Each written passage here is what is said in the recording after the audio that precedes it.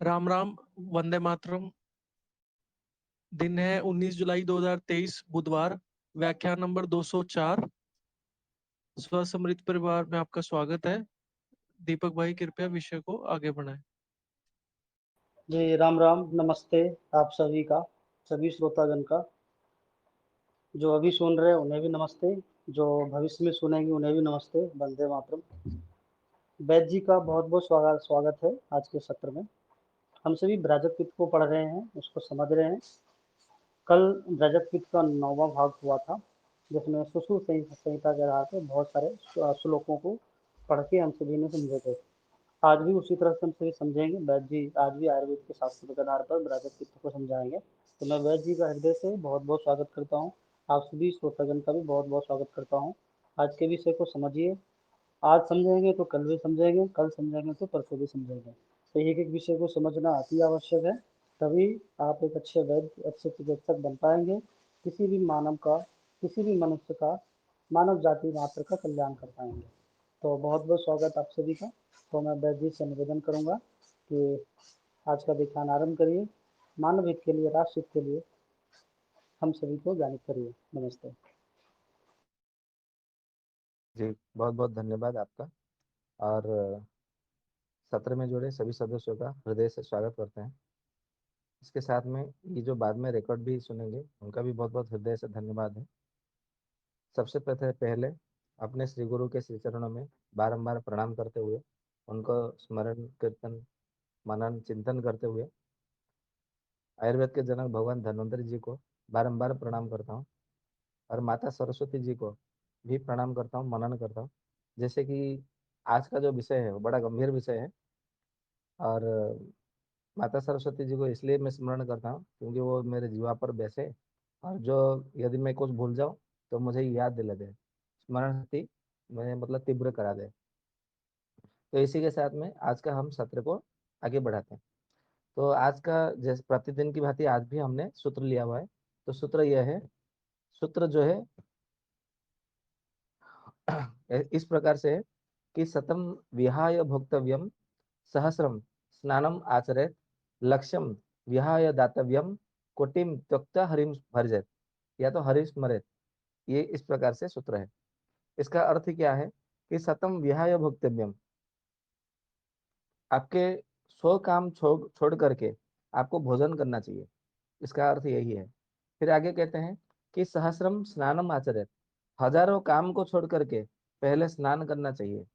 फिर आगे कहते हैं कि लक्ष्यम विहाय दातव्यम, इसका अर्थ है कि लाखों कामों को छोड़ करके दान देना चाहिए। दान यानी कि जो दान धर्म होता है ना, वो दान देना चाहिए।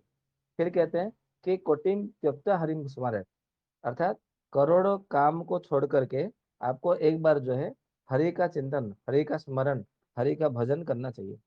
इस प्रकार से तो अर्थ हो गया। अभी इसको जो है थोड़े विस्तार से चर्चा करते हैं इसके विषय को लेकर। तो इसका ऐसा क्यों कहा गया? क्योंकि आपका शरीर रहेगा तभी ना धर्म अर्थ काम और मोक्ष आपकी प्राप्ति होगी। यदि आपका शरीर ही नहीं रहेगा तो फिर आप ना धर्म प्राप्त कर सकते हैं, ना अर्थ काम प्राप्त कर सकते हैं, ना काम का आपको मतलब लाभ हो सकता है, ना मोक्ष के आप अधिकारी हो सकते हैं। इसीलिए आपका शरीर स्वस्थ रहना परम आवश्यक है। और स्वस्थ शरीर रहने के लिए क्या चाहिए? उसको आपको शरीर को भोजन चाहिए। इसीलिए कहा गया है कि 100 कामों को छोड़ करके भोजन करना चाहिए। क्योंकि आप वो काम तभी कर सकेंगे जब आप जो है आपके शरीर में प्राण रहेगा, या तो फिर आपके शरीर में शक्ति का संचार होगा। इसीलिए भोजन आपको सबसे पहले कर लेना चाहिए। फिर कहते हैं कि सहस्र काम छोड़ करके स्नान करना चाहिए। अब ये स्नान का क्या महत्व है?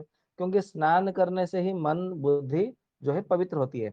हमारी जो भावना है वो तीव्र होती है, बलशाली होती है। और हमारे शरीर में एक प्रकार से पवित्रता का भाव आता है। और कुछ भी करने को मन में इच्छा जगती है, उत्साह आता है, प्रेरणा आता है। और हमें कुछ ना कुछ करने को मन में आग्रह भी आता है। तो यदि मान लीजिए आपने भोजन भी कर लिया और आपने यदि शरीर में शक्ति भी है परंतु इच्छा नहीं है, यदि प्रेरणा नहीं मिल रहा है, उत्साह नहीं है, यदि फुर्ती नहीं है, तो फिर वो काम नहीं कर पाएंगे। इसीलिए सबसे पहले आपको स्नान करने के लिए भी कहा गया। मान लीजिए आपने भोजन भी किया, स्नान भी किया, सब कुछ सही है, फिर भी जो है आपके मन में यदि लोभ है या तो मोह है किसी प्रकार का, तो भी आप कोई भी काम नहीं कर पाएंगे। इसीलिए लोभ और मोह को यदि दूर करेंगे तो आपके मन में काम और क्रोध का जो है भाव जो है वो दूर हो जाएगा। तो काम और क्रोध का जो भाव दूर हो जाएगा, तो उनके दूर हो जाने पर जो है आपके मन में जो उत्साह, जो प्रेरणा, वो आग्रह, वो अपने आप में बलवत्तर आ जाएगा, प्रकट हो जाएगा।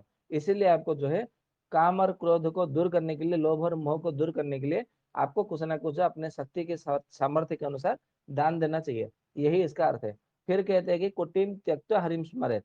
हरे भगवान को मतलब स्मरण करने के लिए, श्री हरि को स्मरण करने के लिए यहाँ पे कहा गया। तो यहाँ पे ये देखा जाएगा, तो आप मतलब भले भोजन कर लीजिए, आप भले भले आप स्नान करते रहे, भले आप दान धर्म करते रहे, परंतु यदि आप यदि समर्पित नहीं है ईश्वर के प्रति, परमात्मा के प्रति, भगवान श्री हरि विष्णु के प्रति यदि समर्पित नहीं है, तो भोजन करने से भी आपके शरीर में शक्ति का संचार नहीं होगा। आप कितना भी स्नान कर ले, फिर भी आपके मन में और वाणी में पवित्रता नहीं आएगी। ठीक उसी तरह आप कितना भी दान धर्म कर ले, फिर भी जो है आपके अंदर जो ज्ञान, जो ब्रह्म तत्व है, जो आत्म तत्व है, वो आपके शरीर में, मन में, हृदय में कभी प्रकट नहीं होगा। ये भगवान श्री हरि विष्णु की करुणा से ही ये प्रकट होती है। इसीलिए जो है कोटि त्यक्त हरिस्मरत, क्योंकि हर किसी को ये आवश्यक है, उन्हें चाहिए कि मैं अपने आप को जानूं, मैं अपने स्वरूप को पहचानूं, और मुझे जो है ब्रह्म का दर्शन करना है, आत्म साक्षात्कार करना है, और मुझे ईश्वर की प्राप्ति करनी है। ये हर किसी के मन में अभिलाषा होती है। तो बिना श्रीहरि के, भगवान श्री कृष्ण के बिना, श्रीहरि के कृपा के आप ये जो है प्राप्त नहीं कर सकते। यदि आपको मन में, यदि किसी के मन में कोई शंका हो, संदेह हो, तो हम इसके विषय में आने वाले कल, यानी कि आज बुधवार है, तो कल गुरुवार के दिन ईश्वर भक्ति भगवत चर्चा से जीवन जो है उसमें हम चर्चा करने वाले हैं। तो आप लोग चाहे तो उसमें जोड़ सकते हैं, इसमें हम विस्तार से चर्चा करेंगे। तो ये था हमारा सूत्र के रूप में। तो अभी हम चर्चा करेंगे कुछ सिद्ध योग के विषय में। तो आज हमने सिद्ध योग जो लिया हुआ है वो बच्चों के विषय में ही लिया हुआ है, क्योंकि अभी आजकल जो है ना बच्चों को बहुत ज्यादा बीमारी हो रही है। और बच्चे यदि नहीं रहेंगे, कहा जाता है ना कि बच्चे भगवान के रूप होते हैं, बच्चे मन के सच्चे होते हैं, बच्चे ही आज के बच्चे कल का भविष्य थे, हमारे देश का भविष्य थे। तो हमारे सबसे पहले भविष्य के लिए तो चिंतन करना चाहिए, भविष्य के लिए हमें तो मतलब कुछ ना कुछ संचित करना चाहिए। तो इसीलिए हमने जो है हमारे भविष्य, यानी कि राष्ट्र का भविष्य, उसके लिए हमने थोड़ा उसका सिद्ध योग के लिए हमने मतलब अभी चर्चा करने जा रहे हैं। तो आजकल देखेंगे बच्चों के शरीर में, मतलब आज सुबह की बात है कि मतलब ये तो परिणाम नहीं आया, परंतु हमने वहां पे बताया, क्योंकि परीक्षित योग था इसलिए बताया, इसलिए हम आपको बता रहे हैं। बच्चों के शरीर में आजकल कुछ कुछ व्रण जैसे, मतलब क्या बोलते हैं उसको, अल्सर जैसे कुछ ना कुछ दिखाई देने लगते हैं। तो क्या करते हैं, हम एलोपैथी के सिस्टम में जाते हैं, फिर वो कुछ जेल देते हैं, कुछ औषधियाँ देते हैं, कुछ सिरप जैसा देते हैं, और माँ को भी देते हैं कि तुम्हें ये सेवन करना है तो ये ठीक हो जाएगा। उसमें भी ठीक होता है, ऐसा नहीं है कि उसमें, एलोपैथी में भी मतलब ठीक नहीं होते। परंतु आयुर्वेद की यदि बात करें, तो ग्रंथ का नाम है चरक संहिता। तो चरक संहिता में एक जगह सूत्र स्थान में लिखा है, अभी अध्याय का नाम तो स्मरण नहीं है, परंतु एक जगह सूत्र में लिखा है कि यदि बच्चे के शरीर में कुछ यदि घाव होता है, जिस प्रकार के मतलब बकरा है, बकरी है, गाय है, भैंस है, आदि जितने सारे पशु पक्षी है, वो अपने बच्चों के शरीर में क्या करते हैं, जैसे गाय को, बछड़े को या बछड़ी को कुछ शरीर में कुछ दर्द होता है या तो चोट लगी है, तो उसके बाद माता गाय क्या करती है, केवल चाटने लगती है, चाटने लगती है, और चाट चाट कर ये उसे पूरा ठीक कर देती है, बिना किसी औषधि के, बिना किसी वैद्य के, बिना किसी दवाई के। ठीक उसी पर यहाँ पे चरक जी ने भी इसी सूत्र को लेकर के कहा है कि जिस प्रकार मतलब गाय अपने बछड़े को चाटते हुए, उसको केवल लेहन करते हुए उसको ठीक कर देती है, ठीक उसी तरह अभी माँ तो चाट नहीं सकती क्योंकि मनुष्य है, वो तो पशु नहीं है। तो उसमें क्या करना है, अपना थूक निकाल करके उसमें केवल लगा दे।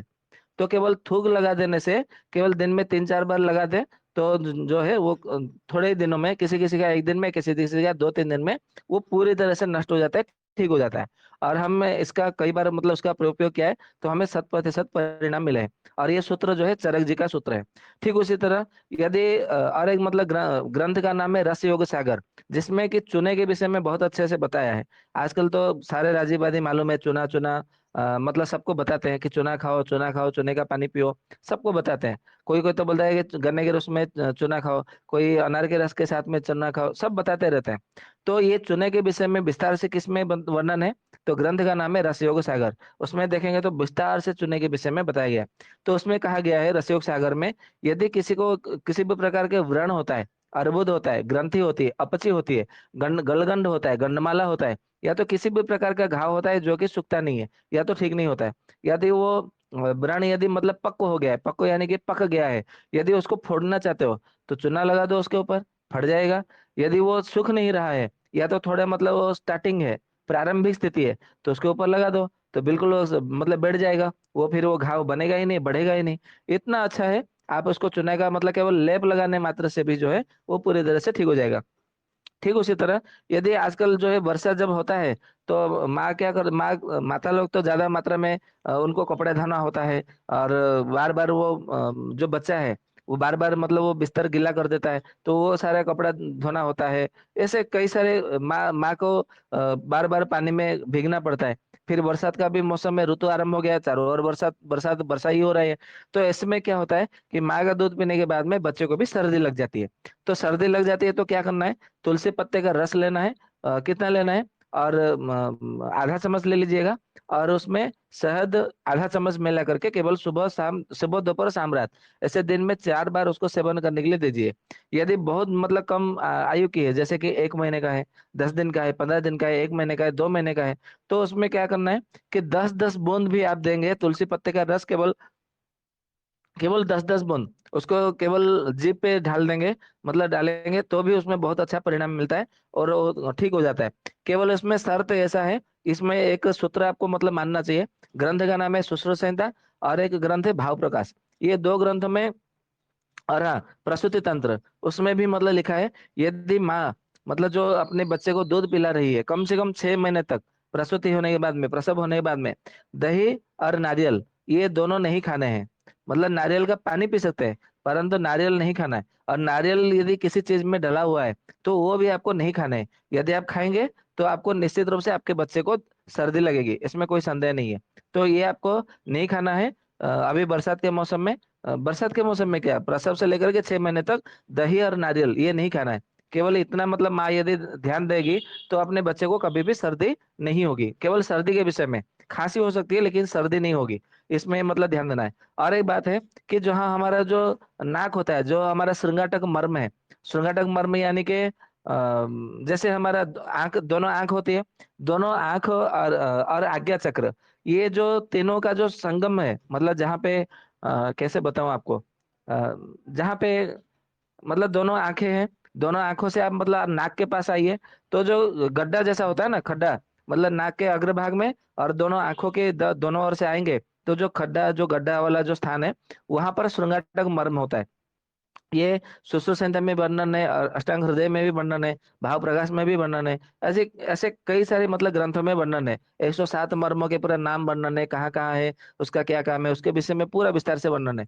तो उस जगह पे क्या करना है, सरसों का तेल एक एक बूंद जैसा, मतलब ज्यादा नहीं लेना है, एक बूंद लेकर के वहां पे मालिश कर देना है। क्योंकि उसमें जो है ना, बच्चे को बहुत बहुत ज्यादा रोएगा, वो रोएगी वो, उसमें मतलब उसमें आंखों आंखों से आंसू गिरेंगे, इसलिए मतलब उसको आंख में यदि लग जाएगा तो बहुत ज्यादा जलेगा।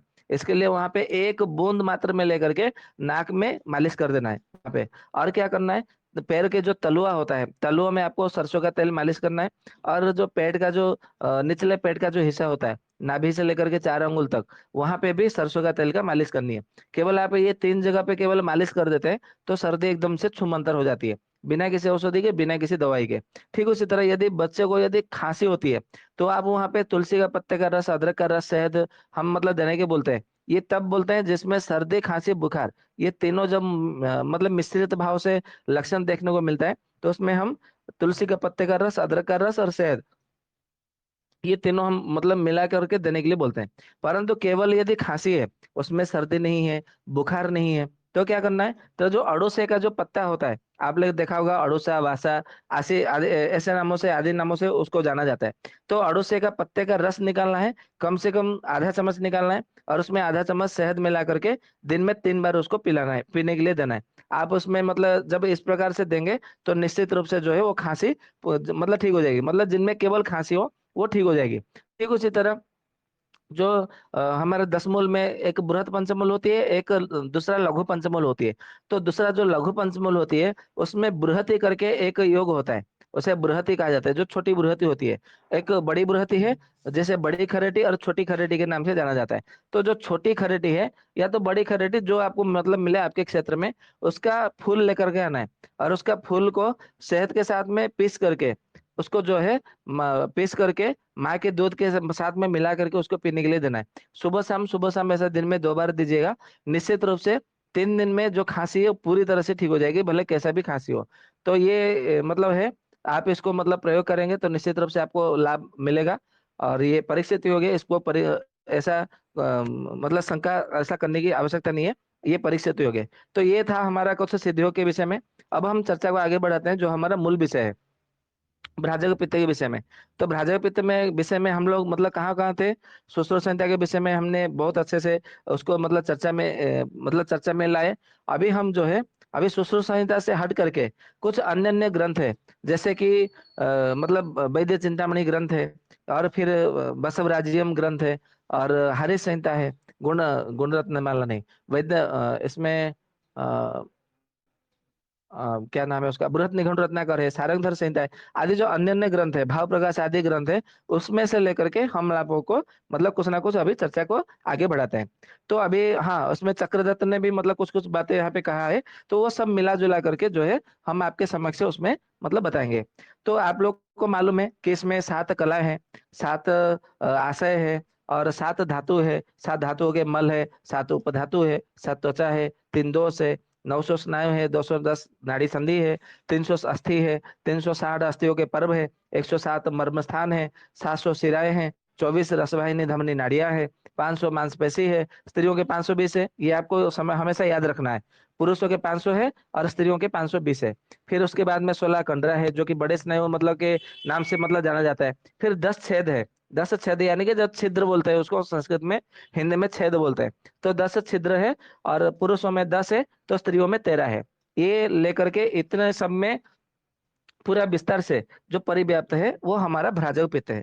अभी इसको हम विस्तार से मतलब थोड़ा चर्चा करेंगे, नहीं तो आप लोग को थोड़ा मतलब ऐसा लगेगा कि इतना सारा कौन याद रखेगा, कैसे याद रखना है। और उसका फिर मतलब जो है हम आपको सूत्र रूप में कल बताए थे, जो कि 16 प्रकार के काय के विषय में सुश्रुत संहिता में विस्तार से वर्णन है। 16 प्रकार के काय इसलिए बना है क्योंकि 16 प्रकार के मसाले से 16 प्रकार के व्यंजन बनाए। ये जो शरीर है, ये एक प्रकार का व्यंजन है, ऐसा समझिए। मतलब ये 16 प्रकार के सब्जी जैसा बनता है, ये 16 प्रकार के सब्जी है, आप ऐसा उसका अर्थ लेकर के समझ सकते हैं। तो जो 16 प्रकार के जो सब्जी है, तो कोई सब्जी मीठा होता है, कोई खट्टा होता है, कोई तीखा होता है, कोई नमकीन होता है, कोई कड़वा होता है। जैसे मतलब हर कोई तो सब्जी अलग अलग प्रकार की ही होती है, एक तरह के से एक प्रकार से तो नहीं होती। ठीक उसी तरह ये जो जितने प्रकार जो 16 प्रकार के शरीर है, आप उसी तरह ही आपको इसको समझना चाहिए। तो कौन सा वाला शरीर को यदि मतलब कुछ बिगड़ता है, तो उसको कौन सा रोग होता है, और उसमें कौन सा, जैसे कि मतलब आपने पहले मतलब हम कल चर्चा किए थे कि ब्रह्म काय के विषय में बताया गया। तो ब्रह्म काय जिनका मतलब शरीर होगा, आप उनका लक्षणों को याद करना होगा थोड़ा। तो आपको मतलब ब्रह्म काय में क्या करना है कि उसका 7 कला जो है मजबूत रहेगा, ये उसमें मतलब सुश्रुत जी ने विस्तार से कहा है। तो 7 कला इसमें मतलब मजबूत रहेगा। 7 कला यानी क्या क्या, मांस धरा, रक्त धरा, मेद धरा, कफ धरा, पुरुष धरा, पित्त धरा, रतो धरा, यानी कि शुक्र अर्थात शुक्र धरा। इस प्रकार से जो 7 कलाएं हैं, ये 7 कला उसमें बहुत अच्छे से मजबूत रहेगी। परंतु ये भी ध्यान देने वाली बात है, यदि उसके शरीर में रोग होगा, तो इन्हीं 7 कलाओं के माध्यम से ही उसके शरीर में रोग होगा। यानी कि ऐसा नहीं कि मतलब उसका भ्राजक पित्त सही है तो ये कलाओं में रोग होगा, ऐसा नहीं है। मतलब उसका भ्राजक पित्त जब विकृत होगा, तो उसके शरीर में यही 7 कलाओं के माध्यम से ही मतलब ये रोग होगा, ये आपको समझना है। यदि आपने इतने अच्छे से मतलब बात को यदि समझ लिया, तो फिर आपको और दूसरा कुछ समझने को इसमें कुछ नहीं रह जाएगा। ठीक है। यदि आप लोग को यदि कल के विषय में लेकर के कुछ, किसी को कुछ शंका है, संदेह है, तो फिर आप बताइए, फिर इस सत्र को हम आगे बढ़ाते हैं। या तो कल के सत्र में आपने जो भी कुछ समझा है, कुछ सुना है, मुझे तो लगता है कि कल का सत्र आप लोग को सबको विरक्त मतलब आ रहा होगा कि क्या ये काय काय काय काय, ये क्या मतलब कौवा जैसा लगता होगा काय काय, क्योंकि सब केवल काय के विषय में कल का सत्र निकल गया था। तो आप लोगों में से जो भी है, क्या समझे हैं, या तो फिर क्या मतलब कुछ शंका है, वो उपस्थापना करिए, फिर उसके बाद में सत्र को आगे बढ़ाते हैं।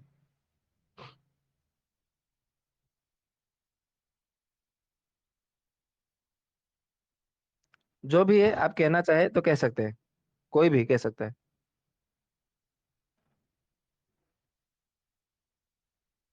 किसी को कुछ नहीं कहना है, मतलब किसी को कुछ समझ में आया कि नहीं आया कल का सत्र।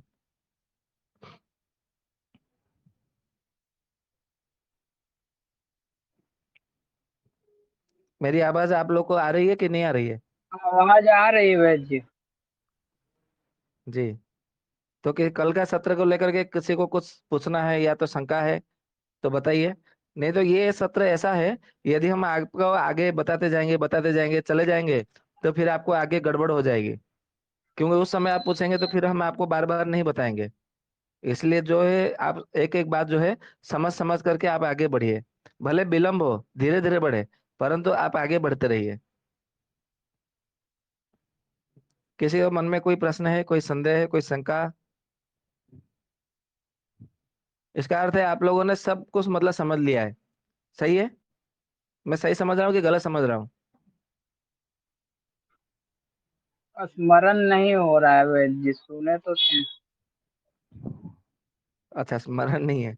मतलब समझे कि नहीं? वो स्मरण नहीं, आज नहीं तो कल सुश्रुत संहिता पढ़ेंगे तो स्मरण हो जाएगा। समझ में आया कि नहीं वो जी बताइए जी पहले। समझे समझ में आया था। समझे थे? अच्छा मैं अच्छा मैं जी कुछ प्रश्न करूँ तो आप बताएंगे? आप नहीं, सबको कोशिश मतलब सबके लिए करूंगा। मेरा प्रश्न रहेगा। अच्छा ठीक जी है। तो हमारे मर्म स्थान कितने हैं शरीर में? 107। अच्छा, तो जब 107 है तो उसको फिर एक मतलब क्यों गिना गया जब हिसाब किया गया था मसालों के रूप में? उनको 100 के हिसाब से मतलब मोटा मोटा एक गिन लिया, क्योंकि वो अगर जैसे किसी का हाँ। एक मर्म स्थान का मूल चीज का इलाज कर देते हैं तो उसके हिसाब से ही पूरे शरीर का मतलब और रोगों का भी इलाज होता है एक के साथ में ही। इस हिसाब से उनकी एक संख्या ली। अच्छा, स्नायु कितनी संख्या में है? स्नायु कोई भी बता सकता है, कोई भी उत्तर दे सकता है। 900। 900, बहुत अच्छा। ठीक है। अस्थि कितनी है?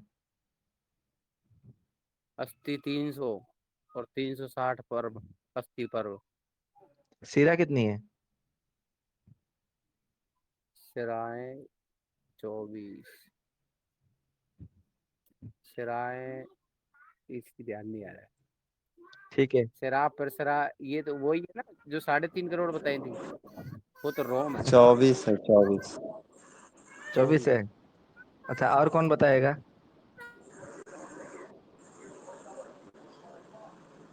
वैद्य सिराएं 700 है। आपको जी जी जी, बिल्कुल सही। ठीक है। तो हमारे शरीर में उपधातु कितनी है? 7। 7। जी। और रस वाहिनी धमनी नाड़ी कितनी है? क्या दोबारा पूछिए। रस वाहिनी धमनी नाड़ी कितनी है? आप उसे रस वाहिनी नाड़ी, धमनी नाड़ी कह सकते हैं। 24। 24, बिल्कुल सही। मांसपेशी कितनी है? और मांसपेशी तो अभी बताया था आपने, 500 पुरुषों में 520 स्त्रियों में। ठीक है। और बड़े बड़े स्नायु कितने हैं? 16। जी, बहुत अच्छा। जी वेद पर इसमें 500 बताया गया है भाव प्रकाश निघंटु में। हाँ मांसपेशी। बिल्कुल है। हाँ बिल्कुल, इसमें 500 ही है। इसमें गुरु जी, यहाँ एक एक शंका तो मेरे मन में है। जैसे ये जी। जो छेद बताए, पुरुषों में 10 और स्त्रियों में 13, तो ये दो तो 12 तो समझ में आते हैं, एक समझ में नहीं आ रहा है। ये 13 कौन कौन से हैं, एक बार बताइए। 12 मतलब आपको कहाँ आपको मतलब 12 समझ में आता है? स्तन के जैसे 2 निप्पल हो गए, बाकी समझ। जी, ठीक है। बाकी से गोविंद भैया ने सही बता दिया। वही विषय को तो आज चर्चा करना है। इसलिए तो पूछा कि मतलब आप लोग को सबको याद है कि नहीं, समझ में आया कि नहीं। क्योंकि ऐसा ना हो कि मैं बताते बताते आगे निकल जाओ, फिर आप लोग मतलब बोलेंगे कि ये कुछ समझ में नहीं आया। क्योंकि जब पाचक पित्त जब आरंभ हो जाएगा तो भ्राजक पित्त के विषय में तो चर्चा नहीं करूंगा। ठीक है ना? सही है।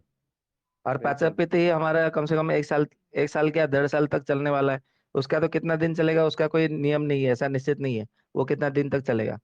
परंतु मैं बहुत मतलब प्रतीक्षा है जोरों से कि पाचक पित्त को जल्दी से आरंभ कर दो। पाचक पित्त को जल्द से जल्द इसको समाप्त करना है।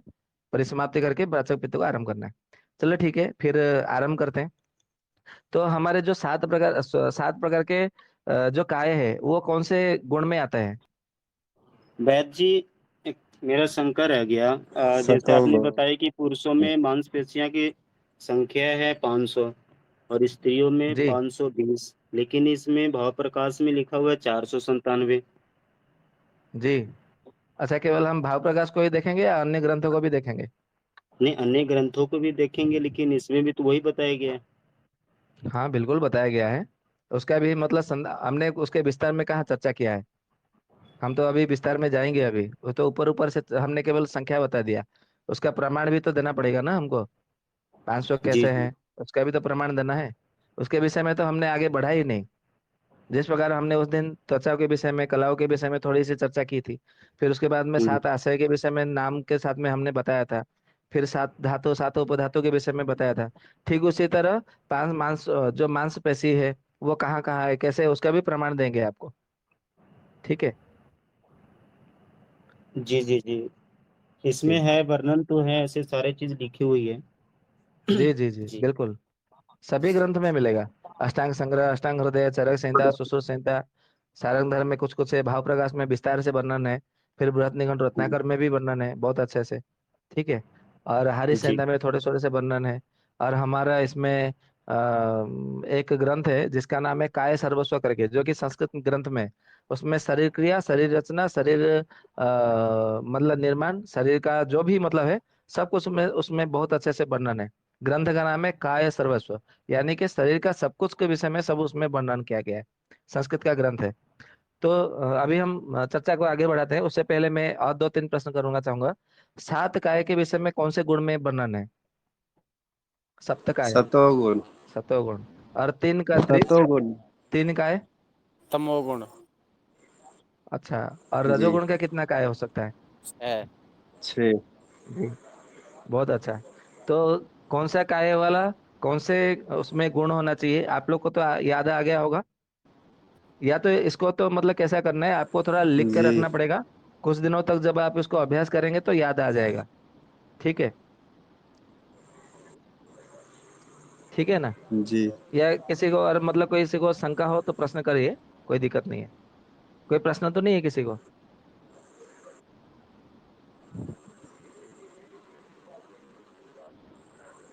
आगे बढ़े फिर। जी गुरु जी। जी। तो अभी हम उस दिन जो है 7 कला के विषय में चर्चा किए थे। जो कि पहला कला मांसधरा कला है। मांसधरा कला इसलिए उसका नाम है क्योंकि वो मांस को धारण करती है, जो कि सुश्रुत संहिता में हमने उस दिन चर्चा किया था। गर्भ व्याकरण शरीर के अध्याय में। फिर उसके बाद में है दूसरी कला रक्तधरा कला है। क्योंकि वो रक्त को धारण करती है इसलिए उसका नाम रक्तधरा कला है। मैं आपको थोड़ा रिमाइंड कर देता हूँ। फिर उसके बाद में आगे हम चर्चा को आगे बढ़ा देंगे। फिर तीसरी जो कला है मेदधरा कला है। क्योंकि वो मैदे को धारण करती है, मैदे धातु को, इसलिए उसे मैदधरा कला कहते हैं। चौथी कला क्या कहते हैं? कफधरा कला है। कफधरा इसलिए है क्योंकि वो यकृत और प्लीहा के बीच में जो कफ जहाँ पे बनती है, और इन्हीं दोनों की कला है, और उसे धारण करती है कफ को, इसीलिए उसे कफधरा कला कहते हैं। फिर बाद में पांचवी कला है पुरुष धरा कला।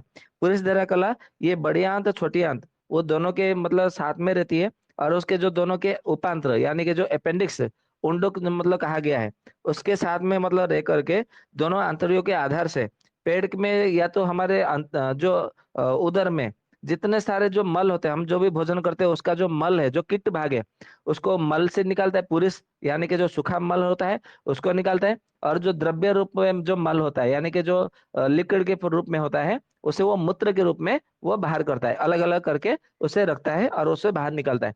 और ये मल और मूत्र को जो है वो मिलाने नहीं देती, इसीलिए ये पुरुष को धारण करती है, इसे पुरुष धरा कला कहते हैं।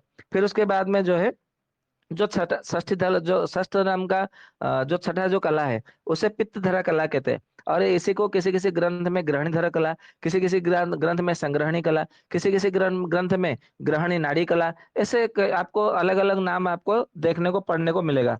तो आपको ये सारे नाम आपको याद रखना है, नहीं तो फिर आप वहां पे बोलेंगे अरे वो ग्रंथ में पित्त धरा कला लिखा था, यहाँ पे पित्त धरा कला नहीं है।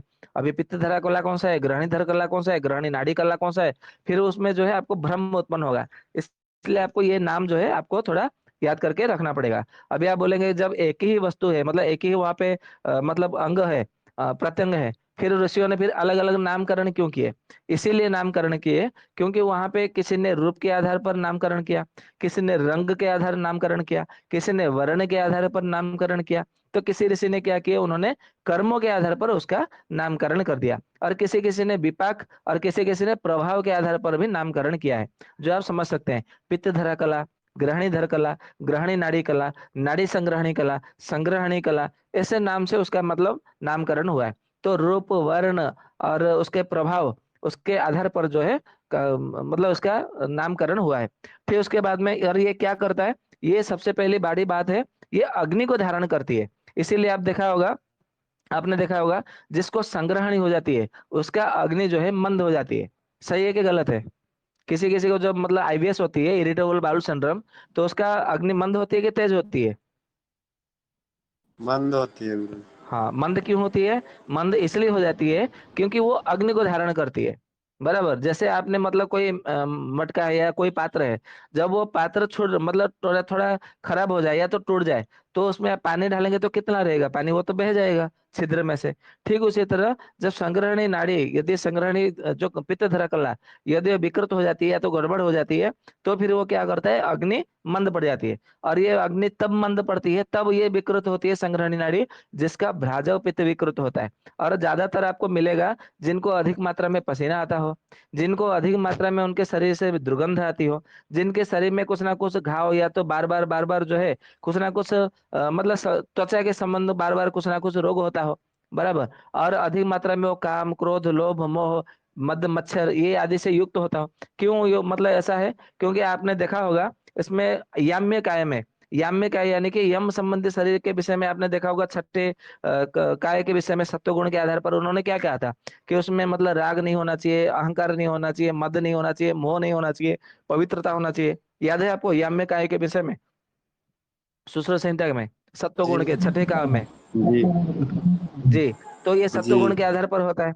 जी, सत्वगुण के आधार पर होता है। तो यदि ये सब नहीं है तो याम्य संबंधी शरीर है। यदि है तो वो यम से संबंध रखने वाला शरीर है। यम से संबंध यानी कि कहा जाता है ना हमारे सनातन धर्म में कि यम जो है मृत्यु का देवता है, कहा जाता है। और मृत्यु का देवता कहाँ वास करते हैं? ना मलद्वार में वास करते हैं। अभी वो चर्चा का विषय नहीं है, वो शरीर रचना में वो आएगा। मतलब हमारे शरीर में कौन से देवता कहाँ पर है, कौन से मर्म स्थान पर कौन से देवता का वास है। और इसीलिए कौन से मतलब कहा जाता है ना कि हम जब ज्योतिष के पास में जाते हैं, कि कहता है कि वो ये ग्रह उनका मतलब बिगड़ा हुआ है, तो क्या करना चाहिए? आप उसका मतलब मर्म के आधार पर चिकित्सा करिए ना। उसका मतलब वो देखिए, वो जो ग्रह है वो कौन से स्थान पर विराजमान है, आप उसको मर्म स्थान के आधार पर देखना पड़ेगा। तो जहां पर बैठे हैं आप वहीं पे उत्पीड़न करना पड़ेगा, तो वो ग्रह जो शांत हो जाएगा। तो बस आपको ना किसी मतलब रत्न की धारण करना पड़ेगा, ना किसी स्तोत्र की, ना कोई मंत्र की आपको आवश्यकता पड़ेगी, ना ये दान होम ये करना नहीं पड़ेगा। मतलब ये सब गरीबों के लिए है, ऐसा नहीं कि जो धन्याढ्य है उनके लिए तो वो हवन वो सब रत्न वो सब धारण करना पड़ेगा। वो सब फ्री वाला काम नहीं है। क्योंकि जिनके पास अर्थ है, धन है, वो धन को चारों ओर हमारे समाज में वो वितरित होना चाहिए, एक ही जगह पे एकत्रित नहीं होना चाहिए। गरीब लोगों के लिए फ्री का मतलब औषधि है, फ्री का मतलब उपचार है। परंतु जो धनाढ्य है, धनवान है, उनके लिए कोई भी चीज फ्री नहीं है। आप औषधि मतलब आप सेवन करो, आप खर्च करो, आप ये अग्निहोत्र करो, आप ये हवन करो, आप ये रत्न धारण करो, ये उनके लिए है। परंतु ये गरीब लोगों के लिए नहीं है। गरीब लोग ये खाने के लिए नहीं मिलेगा तो वो इतना सारा लाखों लाखों हजारों हजार रुपए का वो रत्न कैसे धारण करेगा? वो अग्निहोत्र करेगा तो होम करेगा तो उसके लिए इतना पैसा कहाँ से लाएगा? इसके लिए वो गरीब व्यक्तियों के लिए नहीं है। और जैसे जिस प्रकार से आयुर्वेद मतलब इसका सूत्र आपको मालूम पड़ेगा जब हम पाचक पित्त के आधार पर चर्चा करेंगे, उसमें साफ साफ मतलब चरक जी ने कहा है, जिस प्रकार से सत्व रजतम तीन गुण है, वात पित्त कफ तीन दोष है, ठीक उसी प्रकार वात पित्त कफ के आधार पर सत्व रज तम के आधार पर मनुष्य भी तीन प्रकार के होते हैं, धनवान व्यक्ति, मध्यम व्यक्ति और गरीब दरिद्र व्यक्ति। तो जो दरिद्र व्यक्ति है उनके लिए सब कुछ फ्री है। जिस प्रकार सरकार मतलब किसके लिए फ्री का राशन देती है, फ्री का मतलब बिजली देती है, फ्री का सब कुछ कराती है, किसके लिए? गरीबों के लिए, न कि किसी धनवान व्यक्ति के लिए, ना किसी मतलब किसी कंपनी के मालिक के लिए। वो उनके लिए कुछ नहीं है। तुम लोग पे करो, तुम लोग टैक्स दो, कर दो, ये उनके लिए मतलब कहते हैं। तो केवल ये सरकार ये कहाँ से मतलब इनको सीखा, इन्होंने कहाँ से सीखा? ये विधि के विधान जो है बनाया गया है, वो वहीं से उन्होंने कॉपी पेस्ट करके सारे संसार में ऐसे ही चल रहा है। पहले आप राजा राजा महाराजाओं के शासन में देखेंगे तो वहां पे भी ऐसा ही है। गरीबों के लिए सब कुछ मतलब योजना बना रखा था, गरीबों के लिए दान, गरीबों के लिए सब कुछ मतलब किया जाता था कर्म। परंतु धनवान व्यक्तियों के लिए नगर सेठों के लिए, ग्राम के पंचों के लिए, मुखिया के लिए कुछ नहीं। तुम्हें करना है मतलब तो करना है, देना है मतलब देना है। ठीक उसी प्रकार हम भी जब चिकित्सा करेंगे तो देखना है कि वो धनवान है, कि मध्य वर्ग का है, या दरिद्र है। दरिद्र है तो जो जो फ्री का बन पड़े, मुफ्त का बन पड़े, वो उन्हें बता देना है। जो धनवान है, नहीं भैया तुम्हारे पास तो धन है, तुम समर्थ हो, तुम मतलब आलसी क्यों हो रहे हो, तुम्हें ये करना है, तुम्हें मतलब आलसी नहीं बनना है। ठीक है, इस प्रकार से हमें करना है।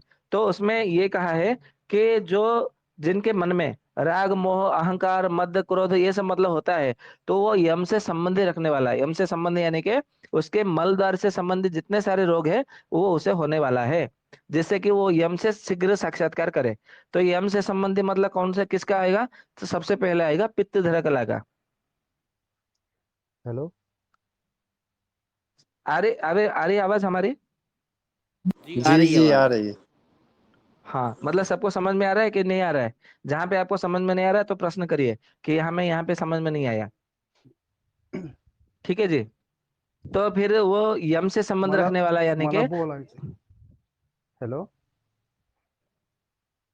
हाँ जी पूछिए, क्या बोलिए भैया, क्या बोल रहे हैं महेंद्र हाँ जादव जी? भैया जी। हाँ हेलो। क्या बोल रहे हैं आप? हाँ हाँ बोलिए भैया बोलिए, जी। सुनाई दे रहा है आपकी आवाज। हाँ भैया जी, मैंने आपको आज एक मैसेज भेजा था। वो सत्र के अंत में आप मतलब प्रश्न कर लीजिएगा, अभी सत्र को हाँ चलने दीजिए। ठीक हाँ, है। एक मुझे संग्रहणे की तकलीफ है। ठीक है भैया, आप थोड़ा प्रतीक्षा करिए, जब सत्र समापन होने लगेगा उस समय आप अपना प्रश्न रखिएगा। ठीक हाँ है। ठीक है। हाँ तो जी, तो ये जब पित्त धरा कला विकृत होती है तो यह याम्य संबंधी शरीर जो है उनका विकृत होने को मतलब आ सकता है, ऐसा मतलब हमें समझना है। क्योंकि ये जो पित्त धरा कला है ये अग्नि को धारण करती है। तो अग्नि जहां जहां मतलब पित्त धरा कला बिगड़ा तो वहां पे अग्नि बिगड़ेगी, अग्नि मंद होगा या तो अग्नि विषम होगा, ये ऐसा कुछ ना कुछ होगा। और फिर क्या होगा कि जो हमारे जो चार प्रकार के, जैसे सुश्रुत जी ने कहा है कि भक्ष्य भोज्य और चव्य ये लह पे, ऐसा चार प्रकार के। परंतु चरक संहिता में देखेंगे तो वहां पे उन्होंने छह प्रकार का कहा है, भक्ष्य भोज्य चव्य चोष्य लेहपे आदि। तो भाव प्रकाश में भी देखेंगे तो वहां पे मतलब चार और छह दोनों को वहां पे मतलब वक्तव्य देकर के, विमर्श देकर के उन्होंने वहां पे बताया कि चार प्रकार भी है, छह प्रकार भी है। तो सुश्रुत जी ने चार प्रकार की क्यों कहा? इसीलिए कहा क्योंकि हम जो भी चबा कर खाते हैं वो भक्ष्य में ही आ जाता है, और ये इसमें आ जाता है, किसमें, लेह में आ जाता है। और जो हम मतलब चूसते हुए सेवन करते हैं वो पेय में आ जाता है। तो सुश्रुत जी ने सोचा तो ये तो उसका जो अंतिम जो स्वरूप है वो लेह और पेय में ही आता है, तो फिर वो लेह पेय तो इसमें वर्णन है, फिर इसमें भक्ष्य चब्य और चौस्य क्यों अलग से क्यों लिखूं, तो मतलब वर्णन क्यों करूं, इसलिए सुश्रुत जी ने वहां पर वर्णन नहीं किया। परंतु चारक जी ने, नहीं, भक्ष्य है तो वो मतलब वो खा रहा है, जो मतलब खा रहा है तो भक्ष्य है। भोज्य यानी कि जो निगल रहा है वो भोज्य है। चब्य यानी कि जो चबा चबा करके खाना पड़ता है वो चब्य है। जैसे मतलब मक्का है, मकई है, ककड़ी है, आप उसे मतलब खा नहीं सकते, उसे चबा चबा करके पूरा पीसते हुए फिर उसको आप मतलब मतलब खा सकते हैं। ठीक उसी तरह मकई है, आप उसको ऐसे ही नहीं खा सकते, चबा चबा करके खाएंगे तभी जाके उसे आप मतलब खाएंगे, नहीं तो नहीं खाएंगे, नहीं खाएंगे। परंतु आप मतलब चावल लेंगे, दाल लेंगे, तो उसे आपको चबाने की आवश्यकता नहीं है, आप ऐसे ही मतलब एक बार मुंह में घुमा लिया फिर आप निकल गए। यदि आप बोलेंगे नहीं नहीं उसे क्यों चबा नहीं सकते, क्योंकि चावल के यदि बार बार चबाएंगे तो उसमें जो है विकृत कफ आपका बढ़ेगा आपके शरीर में, और आपका पाचन जो क्रिया है वो अग्निमंद हो जाएगा। और आपके शरीर में आप प्रयास नहीं कर रहे फिर भी आपके आमाशय में आम संचित होने लगेगा, और फिर जो है आपका जो मल जो है वो पूरी तरह से साफ नहीं होगा। इसलिए चावल को ज्यादा बार न चबाते हो, ऐसे ही मतलब आपको भोजन करना है, मतलब आपको खाना है उसमें, मतलब निगलना नहीं है, ना चबाना है। एक प्रकार से जो है मुंह में इधर उधर घुमा करके फिर आपको जो है उसको निगल जाना है, मतलब चबा मतलब भोजन करना है। इसके लिए उसको भक्ष्य के श्रेणी में लिया गया। भोज्य यानी कि जो कि आपको मतलब भोजन करना, भक्ष्य यानी कि निगल जाना, भोज्य यानी कि भोजन करना, चव्य यानी कि चबा चबा कर खाना, चुस्य यानी कि जैसे कि मतलब गन्ना है, हम क्या करते हैं गन्ने को चुसते हुए लेते हैं, हाँ हम उसको चुसते हैं तो उसमें से क्या होता है वो पानी ही हम मतलब रस निकलता है, और रस जो है हम पीते हैं, ये बात बराबर है। तो सुश्रुत जी ने उसको अलग से नहीं लिखा है। ठीक उसी तरह चौस्य हो गया, लोह लह यानी कि चारते हुए, जिस प्रकार के जितने सारे हमारे चटनी है, जैसे धनिया का चटनी, पुदीना का चटनी, नारियल का चटनी, टमाटर का चटनी, ऐसे जितने सारे जो टमाटर चटनी होते हैं, वो सारे के सारे चटनी जो है वो अवले है। जैसे जितने प्रकार के बहुत सारे हमारे रसायन है, बहुत सारे ऐसे पाक है, जैसे कि मतलब च्यवनप्राश रसायन अवले है, वो अवले के रूप में है, आपको चाटते हुए सेवन करना चाहिए, परंतु उसको चबाते हुए हम सेवन कर रहे हैं, ये इसके लिए उसका परिणाम नहीं मिलता है। ठीक उसी तरह जितने सारे अवले हैं वो उसे चाटते हुए लेना चाहिए, आचार है उसे चाटते हुए सेवन करना चाहिए उंगलियों से।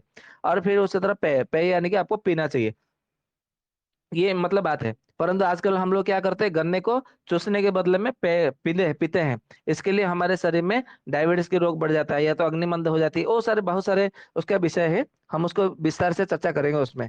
तो उसमें जो पक्वास है यानी कि जो बड़ी आंत में, मतलब हम जो भी भोजन करते हैं वो हमारे ग्रहणी नाड़ी धरा पित्त धरा के कला के माध्यम से, ग्रहणी की नाड़ी से जो हो करके वो जा करके कहाँ पहुंचती है, नाभि के पास में पहुंचती है। नाभि में मतलब पास क्या है, आमाशय है। तो आमाशय में गिरे हुए पदार्थों को फिर कौन धारण करता है, आंत धारण करती है, छोटी आंत धारण करती है, फिर छोटी आंत से बड़ी आंत धारण करती है। तो इसीलिए जो है इतना सारा जो है, मतलब ग्रहणधर नाड़ी कला से लेकर के आमाशय, छोटी आंत, बड़ी आंत, इन सबको धारण करने वाला कोई है तो वो पित्तधरा कला है। यदि पित्तधरा कला आपका बिगड़ा तो आपका आमाशय में गड़बड़ होगी, छोटी आंत में गड़बड़ होगी, बड़ी आंत में गड़बड़ होगी, और ग्रहणी धर जो है ग्रहणी नाड़ी उसमें भी गड़बड़ होगी। इसलिए आपको भूख नहीं लगेगा, खाना नहीं पचेगा, और पेट भी अच्छे से साफ नहीं होगा। ठीक उसी तरह जो सात्विक कला है, जिसे रतोधरा कला, शुक्रधरा कला कहते हैं। शुक्र यानी कि हम लोग यदि उसको समझेंगे तो जैसे वीर्य है, मतलब आप समझ लीजिए, तो वीर्य को ये पूरा धारण करती है। तो कैसे धारण करती है, हमारे पूरे शरीर में जो है शुक्र धातु व्यापक है। जिस प्रकार से सारे संसार में ये व्यापक है, हवा वायु व्यापक है, आसमान गगन आकाश महाभूत व्यापक है, ठीक उसी तरह हमारे पूरे संपूर्ण शरीर में ये शुक्र धातु व्यापक है। इसीलिए यदि शुक्र धातु यदि आपका कुछ गड़बड़ होता है तो जो है आपका शुक्र धरा कला, इसको गड़बड़ होने से शुक्र धातु गड़बड़ है। तो शुक्र धातु गड़बड़ मतलब कैसे होती है, जैसे आजकल देखेंगे बहुत सारे लोगों को शुक्राणुहीनता, यानी कि शुक्राणुहीनता क्या, जिसको एजिस्पर्मिया भी मतलब कहते हैं, मतलब उसका सीमन एनालिसिस देखेंगे तो स्पर्म काउंट आएगा पूरा नील, यानी कि 000 ऐसा आएगा। तो ये क्यों हुआ, इसलिए हुआ क्योंकि सबसे पहले भ्राजव पित्त विकृत हुआ। जिनको भी मतलब शुक्राणुहीनता का समस्या है, आप उनको देखिए, या तो शुक्र मतलब कीट नहीं बन पा रहा है, या तो शुक्र की कुछ ना कुछ समस्या है। आप उनको देखिए, सबसे पहले उनको कुछ ना कुछ चर्म का समस्या हुआ होगा। जब से जितने साल पहले, वर्ष पहले उनको त्वचा का रोग हुआ होगा, उस दिन से उनको शुक्र धातु धीरे धीरे गड़बड़ हो गई। और मतलब शुक्र धातु गड़बड़ हुई तो उन्होंने फिर चिकित्सा नहीं कराया, क्यों, फिर कुछ दिनों बाद में देखेंगे उनको स्वप्न दोष हुआ होगा। फिर उसके बाद में देखेंगे ये मतलब ऐसे ही स्वप्न में धातु स्खलन हो जाना, या तो फिर जैसे ही अपने मतलब पत्नी को जब नए नए विवाह होगा, तो जब अपनी पत्नी का आलिंगन करने मात्र से भी मतलब स्खलन हो जाना, रक्त स्खलन हो जाना, ये कुछ ना कुछ उनको समस्या, मतलब पूरा धातु एकदम पतला पानी की तरह हो जाना, वो सब उनको देखने को मतलब ये लक्षण मिलता है। क्योंकि हमने इसको अनुभव किया है, देखा भी है। आप भी उसको अनुभव करिए, देखिए सही में मतलब रोगी के पास में ऐसा ये लक्षण होता है या नहीं होता है। यदि नहीं होता है तो बताइए, यदि होता है तो अजय आयुर्वेद ऐसा नारा लगाइए, और सबको बताइए स्वस्थ रहना है, समृद्ध रहना है तो आयुर्वेद पढ़ना है। ठीक है, तो ये तो हो गया हमारा 7 कला के विषय में हो गया। ठीक है, अभी हम इसको जाते हैं 7 आशय के विषय में। 7 आशय यानी कि कफाशय, आमाशय और पित्ताशय, वाताशय, यानी कि जो कि हमारा पक्वाशय कहते हैं, नहीं पक्वाशय नहीं, वाताशय यानी कि जो आंतों को मतलब लेते हैं, छोटी आंतों को, और मलाशय यानी कि बड़ी आंतों को, मूत्राशय और रक्ताशय, इस प्रकार से हमारा 7 आशय है। तो जो 7 आशय के विषय में मतलब कहा गया है आयुर्वेद ग्रंथों में, चरक संहिता में, सुश्रुत संहिता में, सब में मतलब ये कहा गया है। हालांकि मैं आपको उसका अभी नहीं निकाल रहा हूँ, क्योंकि इसको मतलब निकाल करके श्लोक पढ़ने जाएंगे तो ज्यादा समय हो जाएगा। इसलिए मैं चाहता हूँ कि थोड़ा कम समय में मैं उसका अर्थ बता देता हूँ। आप लोग चाहे तो सुश्रुत संहिता में ही पढ़िए, ये सारे स्थान में ही विस्तार से इसका वर्णन किया गया। तो उसमें कफाशय क्या है, कफाशय यानी कि, हाँ इसमें भी मतलब है कि स्त्रियों में 3 आशय ज्यादा है। क्या है कि एक गर्भाशय है और 2 स्तनाशय है, ये स्त्रियों में ज्यादा है, ये भी मतलब आपको ध्यान में रखना है। तो पुरुषों में 7 आशय है, स्त्रियों में 10 आशय है, ये आपको भूलना नहीं है।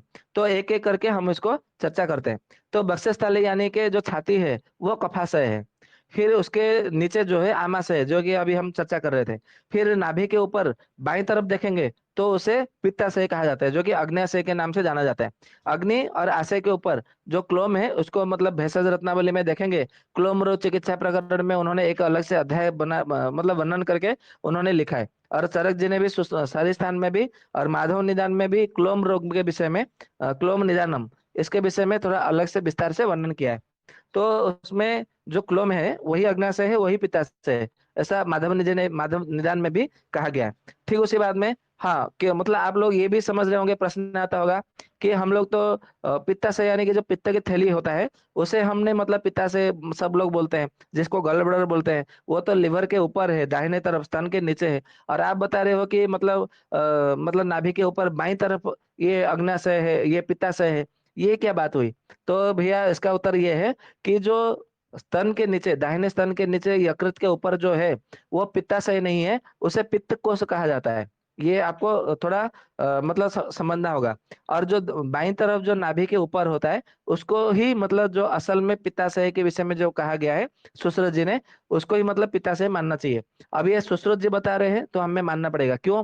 क्योंकि कहा जाता है कि शारीर सुश्रुतम श्रेष्ठम, शरीर स्थान में यदि शरीर के विषय में अधिक जानना हो तो सुश्रुत जी का आपको एक एक बात को आपको मानना पड़ेगा, क्योंकि वो शल्य विशेषज्ञ थे।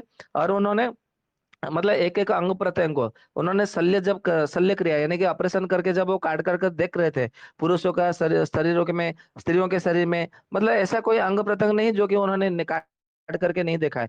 तो उन्होंने पूरा अनुभव किया, प्रत्यक्ष रूप से किया है, लिखा है, जो उन्होंने मतलब कहा है तो उसको मानना पड़ेगा। इसीलिए सभी वैद्यगण जो बोलते हैं कि शारीर सुश्रुतम श्रेष्ठम, तो ये पित्ताशय जो होता है वो अग्न्याशय है। इसी को मतलब अग्न्याशय, पित्ताशय आदि के नाम से जाना जाता है। अग्न्याशय के ऊपर मतलब देखे मतलब जो है उसी को क्लोम कहा जाता है, मतलब अग्न्याशय के ऊपर का जो हिस्सा होता है थोड़ा वो क्लोन का होता है। और ये यदि उसमें ही मतलब गड़बड़ हो जाए तो हमारे शरीर में यानी कि मनुष्य के शरीर में प्यास अधिक लगने लगती है, कितना भी पानी पियो वो प्यास बुझती नहीं है, ये उसमें मतलब गड़बड़ हो जाती है। फिर उसके यदि नीचे देखेंगे तो उसको पक्वाशय कहा जाता है। पक्वाशय यानी कि जो मलाशय है उसके नीचे होता है। फिर नीचे मलाशय, मलाशय के नीचे मूत्राशय है।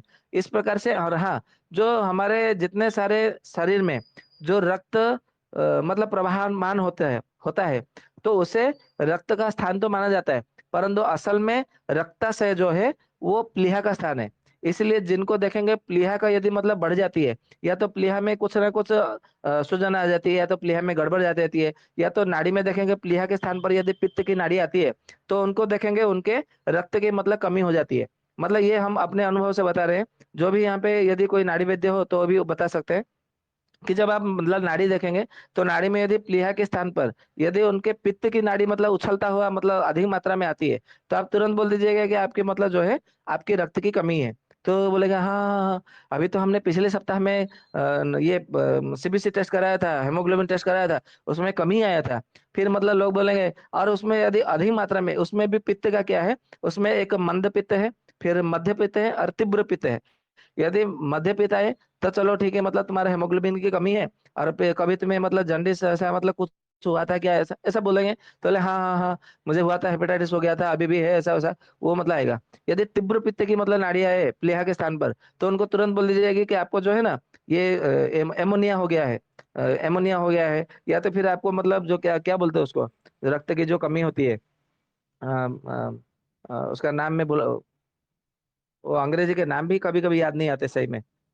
आप लोग को एनीमिया। मालूम है क्या? नहीं नहीं, एनीमिया नहीं। एनीमिया बोलते हैं। नहीं नहीं, एनीमिया नहीं, उसको क्या, सिकल सेल, अच्छा। सिकल सेल एनीमिया बोलते हैं। मतलब उसमें रक्त बनेगा ही नहीं, उसे सिकल सेल मतलब एनीमिया कहा जाता है। फिर उसमें भी sickle cell anaemia, severe sickle cell anaemia और very severe sickle cell anaemia, ऐसे मतलब करके उसके तरह तरह के उसके विभाग विभाग है।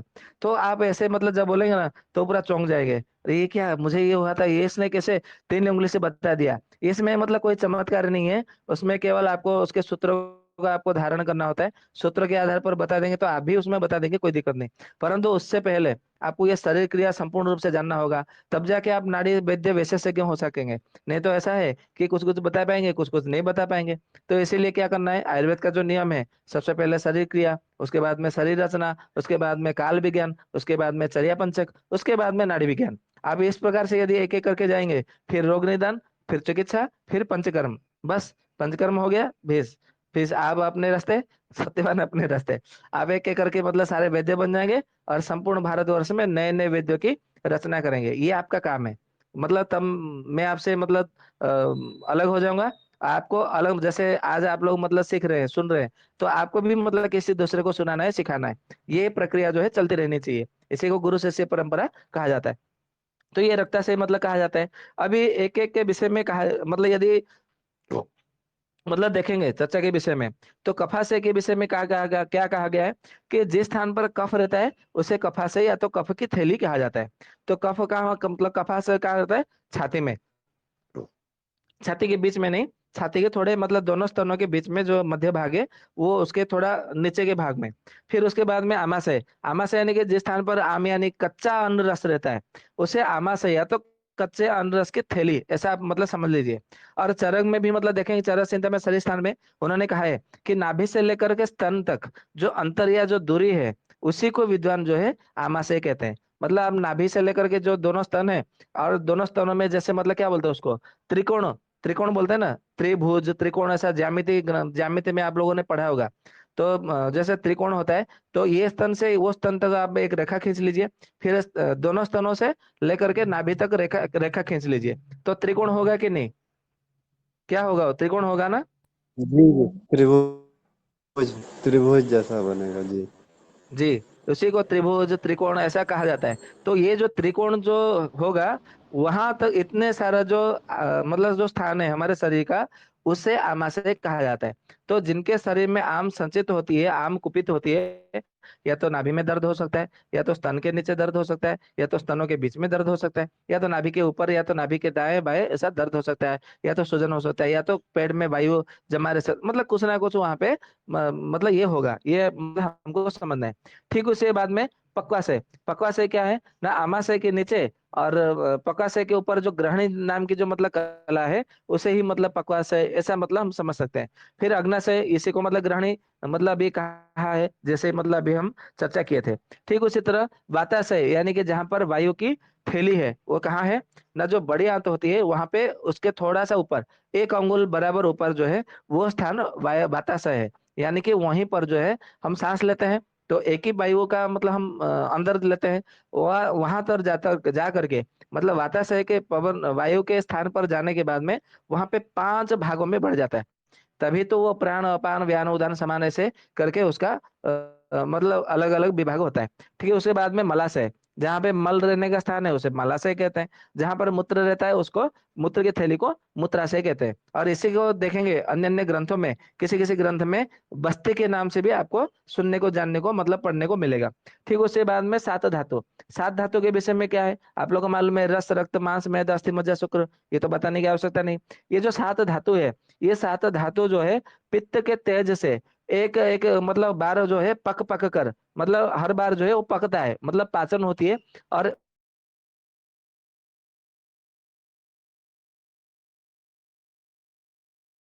से हम भोजन, और अस्थि से मज्जा, मज्जा से शुक्र, इस प्रकार से जो है एक एक करके बार बार पाचन होकर के एक एक करके धातु बनता है। तो अन्न के पचने से जो रस बनता है, उसका आसार भाग जो रह जाता है, वो विष्ठा और मल मल और मूत्र के नाम से वो निकलता है। ये आप लोग को मतलब मालूम तो है। फिर उसके बाद में जो रस है, उसे फिर पिताग्नि, रस धातु का अग्नि उसे पकाता है। पकने के बाद में जो उसका जो स्थूल भाग होता है, उसका जो स्थूल भाग रस है, और सूक्ष्म भाग जो है वो रक्त बनता है। और मल में जो है कफ बन करके वहां पे तैयार होता है। ठीक उसी तरह बाद में रक्त, फिर रक्त धातु अग्नि उसे पकाता है। हालांकि मैं आपको अभी थोड़ी थोड़ी मतलब विषय में बता रहा हूँ भाजक पित्त के अंतर्गत। परंतु जब हमारा वात पित्त कफ तीनों मतलब जब चर्चा हो जाएगी,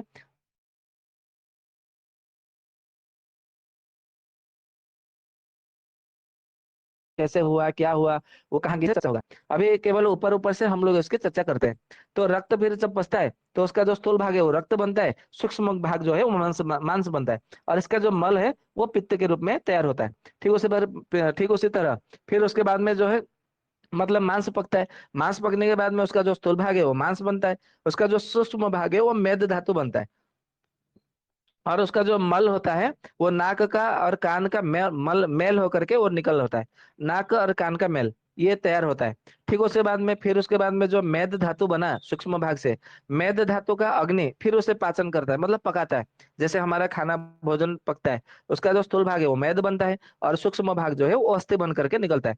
और उसका जो मल भाग है वो केस, रोम, दाढ़ी, बगल का बाल, ये सब जितने प्रकार के बाल होते हैं वो बाल बन करके निकल करके तैयार होता है। ठीक उसी तरह अस्थि धातु फिर पकती है, और अस्थि धातु पकती है तो उसके पकने पर जो उसका जो स्थूल भाग है वो अस्थि बनता है, सूक्ष्म भाग जो है वो मज्जा बनता है। और उसका जो मल होता है वो केस, रोम, दांत, और दांत, ऐसे इस प्रकार से मतलब वो बन करके तैयार होता है। ठीक उसके बाद में मज्जा पकती है, और मज्जा पकने के बाद में उसका जो स्थूल भाग है वो मज्जा होता है, सूक्ष्म भाग जो है वीर्य, शुक्र धातु बनती है। और मल में जो है आंखों का मल, और मुंह में चिकनाई, और जीभ में मतलब मल, ये सब मतलब होकर के उसका निकलता है।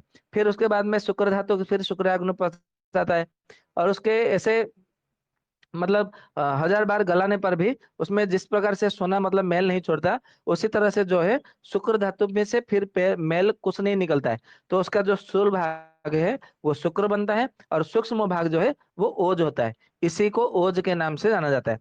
इस प्रकार से एक दूसरे से ये सातों धातु तैयार हो जाती है, और इनके जो मैल जो है वो कम होते जाते हैं। ठीक है, सबको समझ में आ गया?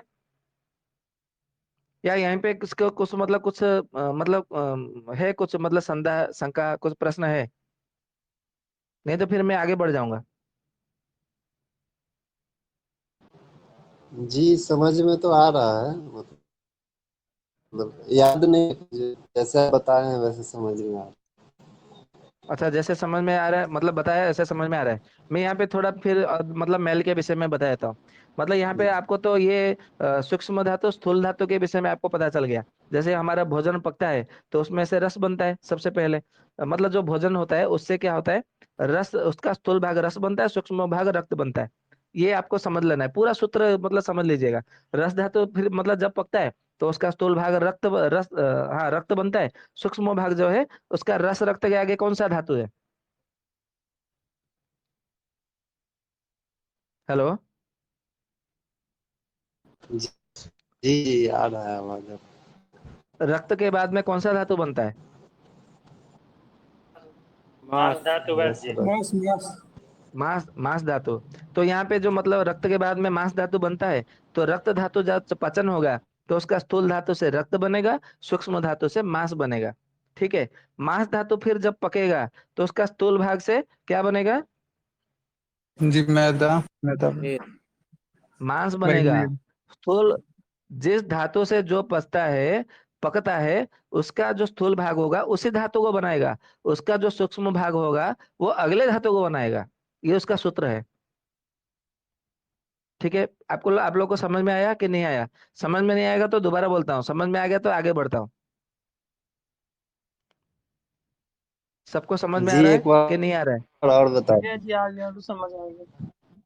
एक देखिए, बार। आप लोग, ठीक है मैं बताता हूँ। आप लोग जो, मैं धीरे धीरे बोलता हूँ, शायद संभवतः मैं जल्दी जल्दी बोल देता हूँ तो समझ में नहीं आ रहा होगा। आप लोग कोई भी हो मनुष्य, मतलब जब भोजन करता है तो भोजन करता है तो क्या भोजन करता है? आहार, जो भी है, चावल, दाल, रोटी, सब्जी, जो कुछ भी वो भोजन में लेगा। तो उसका जो भोजन में लेगा उससे क्या बनेगा? रस बनेगा। रस। रस रस बनेगा। रस बन हाँ जी, रस रस ही तो धातु बनेगा ना। वैद्य। जी। तो रस धातु बनेगा।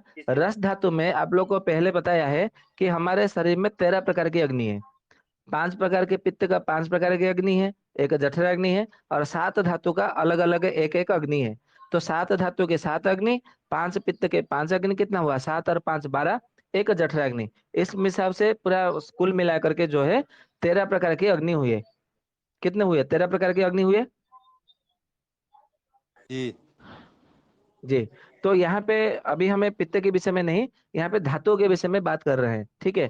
तो जब हम भोजन करते हैं सबसे पहले आहार जा करके रस बनाता है। तो रस वहां पे फिर पचन होती है, क्योंकि रस धातु की अपनी एक अग्नि है। तो रस धातु को रस अग्नि पचाती है। तो जब पकाती है तो उसका जो स्थूल भाग बनता है, क्या बनेगा उससे स्थूल भाग? अभी मैंने बताया था उसका सूत्र।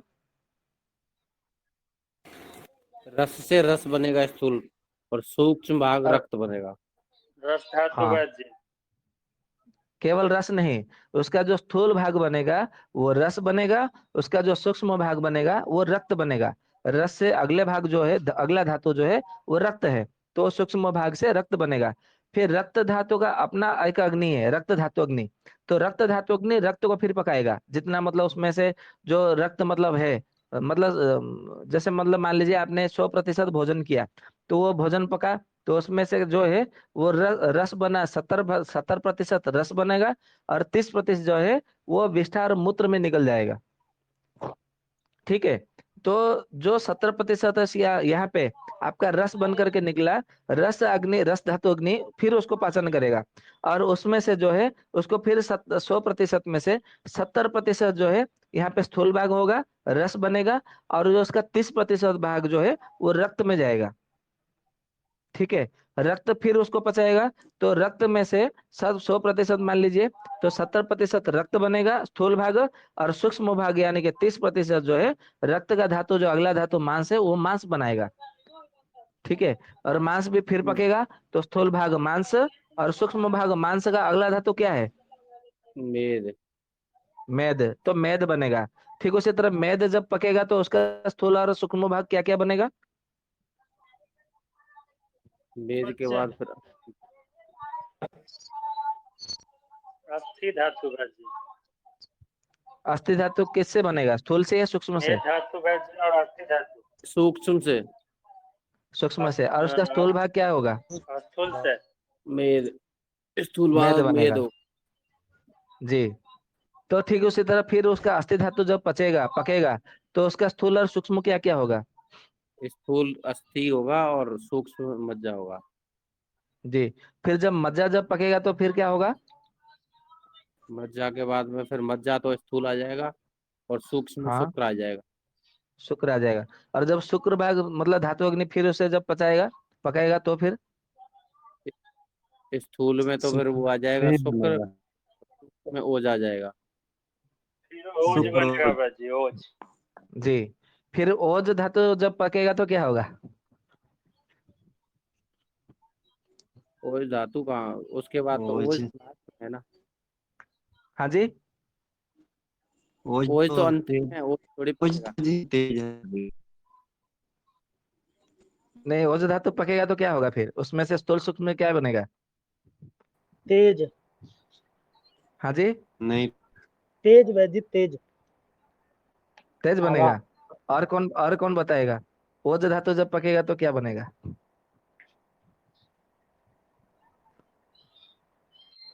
जी वो भाजी स्थूल लास्ट में धातु, उसके आगे अब ओज नहीं बनेगा, वो ओज जी रह बनेगा। जाएगा। हाँ जी। स्थूल तो ओज ही उसके बाद तो बनेगा, कोई धातु ही बाकी नहीं है। सूक्ष्म तो पता नहीं। ओज तो लास्ट में है, अच्छा। क्योंकि 7 धातु पक गए, 7 के बाद में ये तो ओज तो लास्ट में बन रहा है, और 8वां स्थूल सूक्ष्म बना गया। अच्छा। तो ओज के विषय में और कौन कोई मतलब कौन बता सकता है यहाँ पे? गलत भी होगा तो भी चलेगा, बताने का केवल साहस करिए। शुक्र धातु। नहीं, शुक्र धातु तो मतलब पहले बन गया ना। ओज के बाद स्थूल कुछ नहीं बनेगा। अच्छा, कुछ नहीं बनेगा, क्यों नहीं बनेगा? सूक्ष्म ही बनेगा। हाँ जी।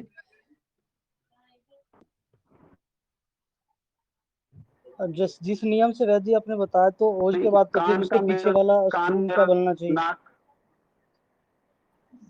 आप दो दो लोग आप बोल रहे दो हैं दो ना, तो लोग समझ बोल रहे में हैं ना, नहीं आ तो रहा है। समझ में नहीं आ रहा है।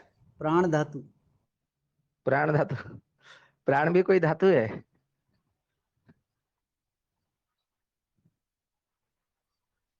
अच्छा, कोई नहीं बताएगा? कान अच्छा, और मैं नाक प्रश्न का कर रहा मल हूँ, आप लोग। बनेगा। हाँ जी। कान और नाक का मल बनेगा। अच्छा, कान और नाक का मल बनेगा। अच्छा। अच्छा, मैं आप लोग को प्रश्न कर रहा हूँ, आप लोग मतलब नाराज तो नहीं हो रहे ना? बुरा तो नहीं मान रहे कि हमको प्रश्न कर रहा है? नहीं नहीं नहीं, आनंद आ रहे हैं। नहीं नहीं। भाजी। अच्छा। तो और कोई नहीं बताएगा, केवल इतने ही बताएंगे? भरत जी, ओज तो अंतिम धातु है, इसके आगे कौन सी धातु बनेगी? वही तो हम आप लोगों से पूछ रहे हैं कि क्या बनेगा उससे आगे। इसके जी आगे जैसे तो कि किसी आपने ग्रंथ में वर्णन नहीं है। यदि है तो आपको जानकारी है तो अभी वर्णन कर दीजिए। जी ये मैं ये बोल रहा हूँ कि हमें तो नहीं जैसे कि पता। आपने स्थूल और सूक्ष्म के बारे में हर जगह बताया कि जो होता है उससे स्थूल वही चीज बनता है, पहले वाला जो निर्माण करता है स्थूल में।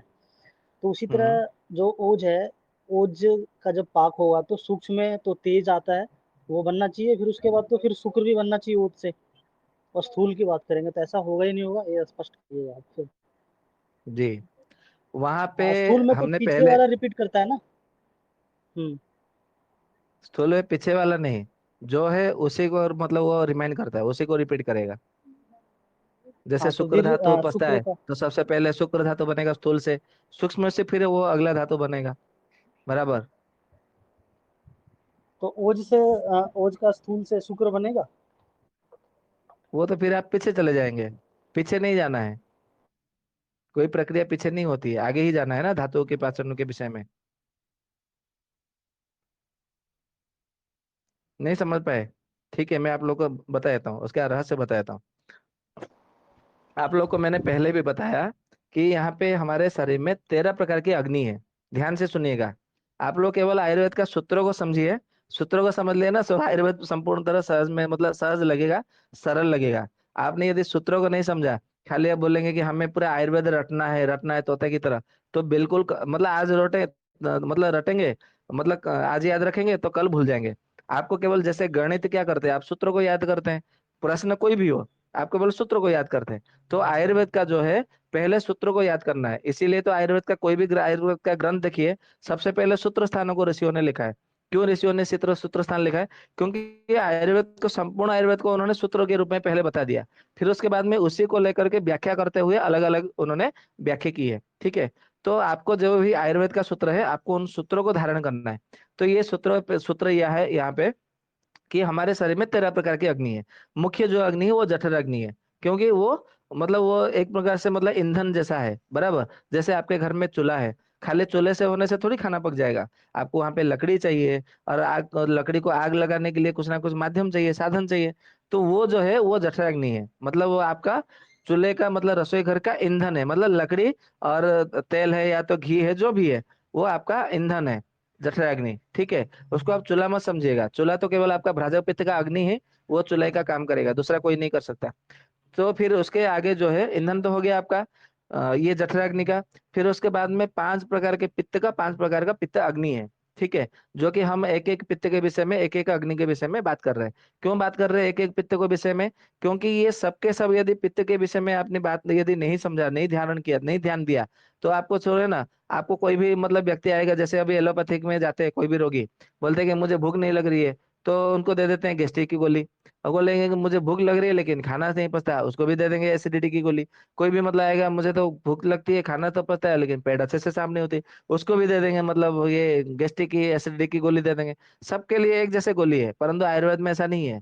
उसका सबसे पहले देखना है कि उसका कौन सा अग्नि बिगड़ा हुआ है, उसको देखना है कि कौन सा पित्त उसका बिगड़ा हुआ है, उसका कौन सा धातु बिगड़ा हुआ है, कौन से धातु का उसका मतलब अग्नि मंद है या अग्नि तेज है, वो देख करके आपको उसका चिकित्सा करनी है।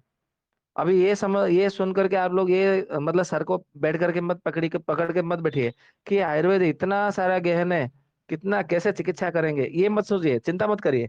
आयुर्वेद को अभी हम केवल सूत्रों को समझ रहे हैं, अभी तो हम रोगों का निदान चिकित्सा उसके विषय तक मतलब पहुंचे ही नहीं है।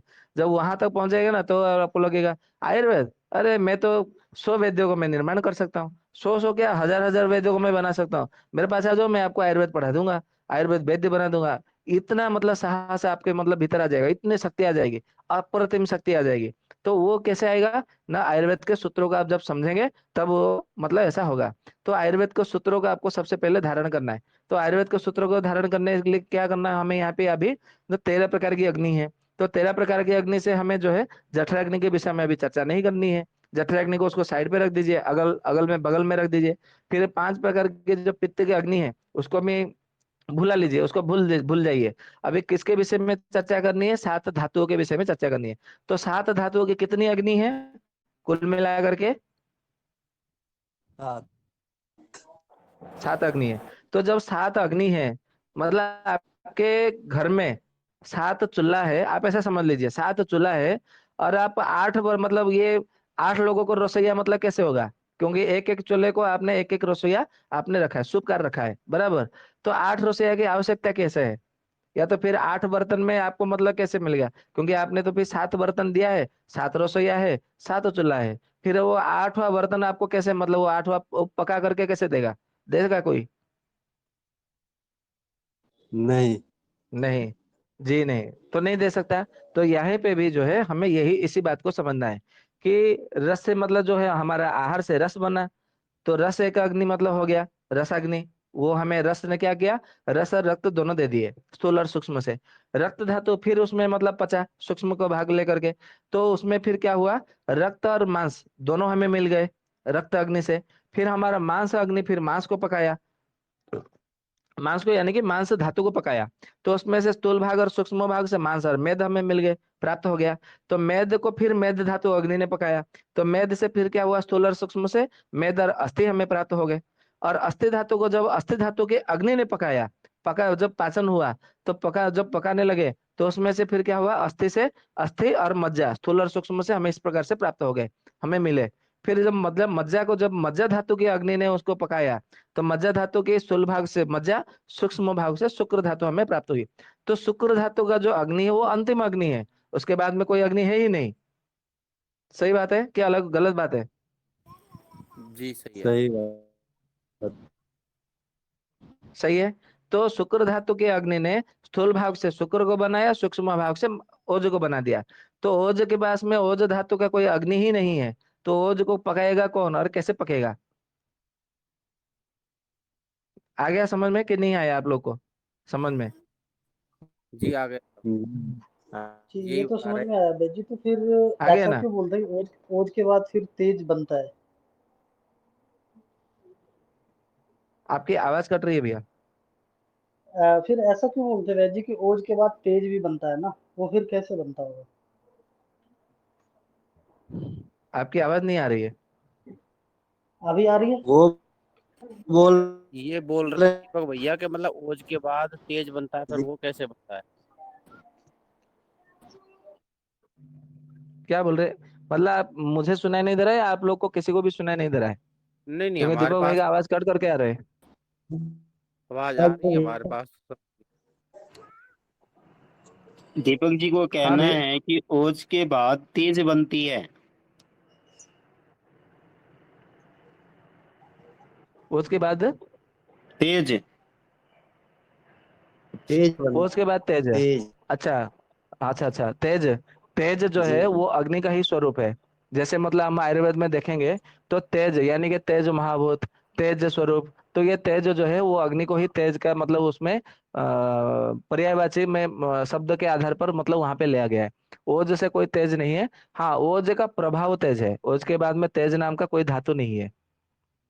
ठीक है, ओज अर्थात का वर्ण ओज तेज के है, ओज ओज का प्रभाव तेज है। अर्थात वैद जी ओज के बाद तेज नहीं बनता, जो सुनते थे अभी तक में कि ओज तेज, जैसे रस रक्त मांस मेद अस्थि मज्जा शुक्र फिर ओज फिर तेज बोलते थे। तो क्या ओज के बाद तेज नहीं बनता, या ओज से तेज नहीं जिसका बनता है क्या? ओज से तेज नहीं बनेगा, ओज का प्रभाव ही तेज है, उसका गुण ही तेज है। अच्छा अच्छा, मतलब तेज कोई अलग से चीज नहीं है, ओज का ही एक जी प्रभाव नहीं, है उस। जी जी अच्छा जी। अच्छा। जैसे मतलब अभी ओज को यदि समझेंगे, तो कैसे समझेंगे? आप लोगों ने देखा होगा राम भगवान का, कृष्ण भगवान का, शिव जी का ऐसे फोटो, या तो सूर्य भगवान का जो फोटो मतलब करते हैं, कोई मूर्ति चित्र का अंकते हैं, तो उसके पीछे एक मतलब मंडलाकार करते हैं ना चित्र, उसको क्या बोलते हैं, ओरा बोलते हैं अंग्रेजी में, आपने देखा होगा। उसको आभा बोलते हैं, आभा। ये आभा जो तेज है, ये ओज का ही मतलब प्रभाव है। जिसका जितना ओज होगा, जितना जिसका जितना शुक्र धातु ओज होगा, उसका उतना ही तेज होगा, उसका उतना ही आभा मंडल होगा। और ये केवल जो शुक्र धातु केवल आहार से ही प्राप्त नहीं होती थी, आध्यात्म शक्ति और भोजन, सत्व मतलब गुणों के तीनों का मिश्रण मिश्रण से जो है वो ओज बनता है। उसके विषय में हम विस्तार से चर्चा करेंगे, ये सब चर्चा होने के बाद में एक एक धातु के विषय में चर्चा करेंगे वहां पर। ठीक है, तो ये था हमारा सात सात धातु के विषय में। 1 मिनट रुकिए, आज तो समय काफी ज्यादा हो गया, तो हम सत्र को यहीं पे समापन करते हैं, क्योंकि अभी दूसरा सत्र भी हमें आरंभ करना है। तो आज सत्र को यहीं पे विराम देते हैं।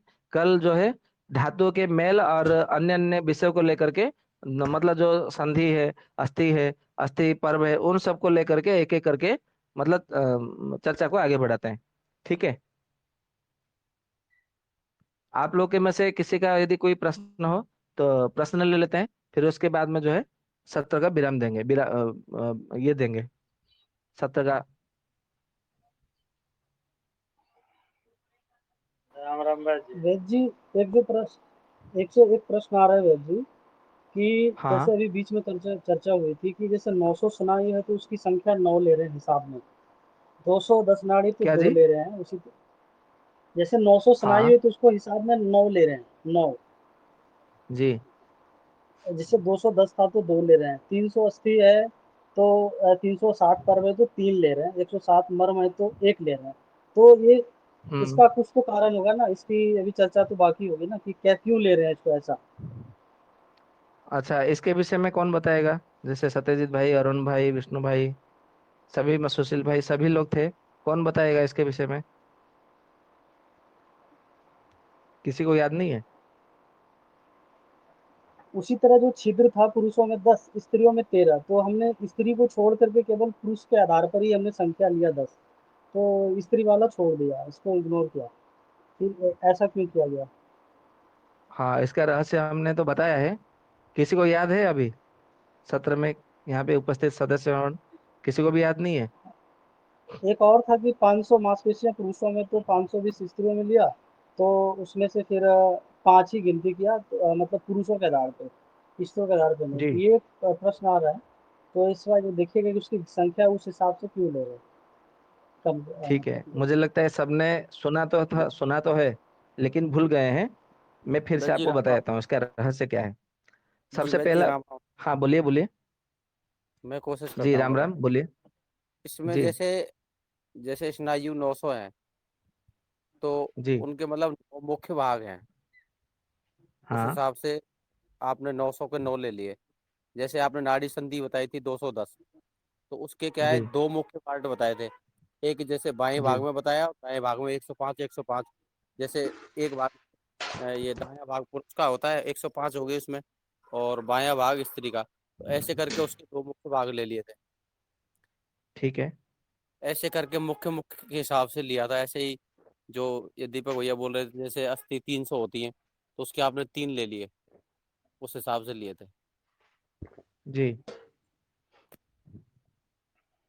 तो दीपक भैया, अभी आप संतुष्ट है उत्तर से?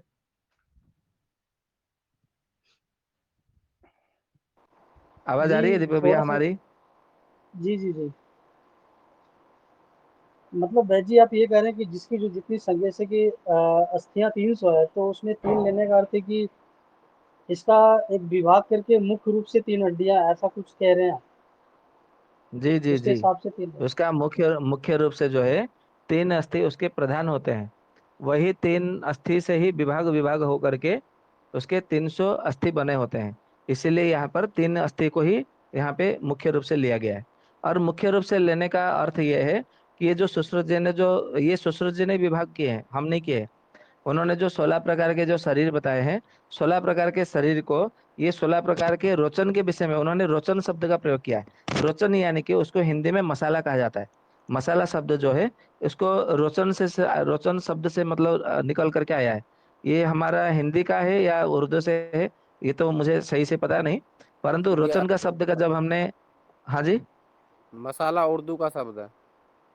हाँ, ऐसा हो सकता है, क्योंकि हमारे संस्कृत ग्रंथ में रोचन शब्द मतलब आया है। ये कहीं पे भी मसाला शब्द आयुर्वेद में ग्रंथ में कहीं नहीं उल्लेख है। रोचन शब्द हर जगह उल्लेख है।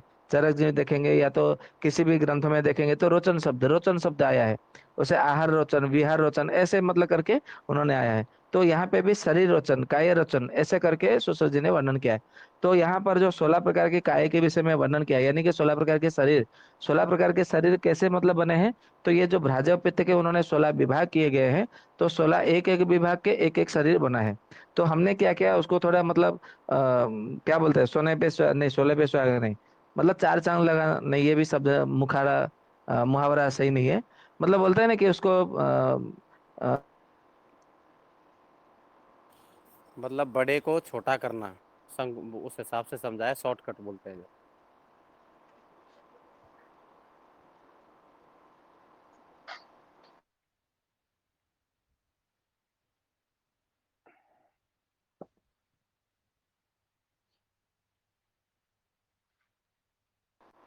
बेट जी आवाज नहीं आ रही है।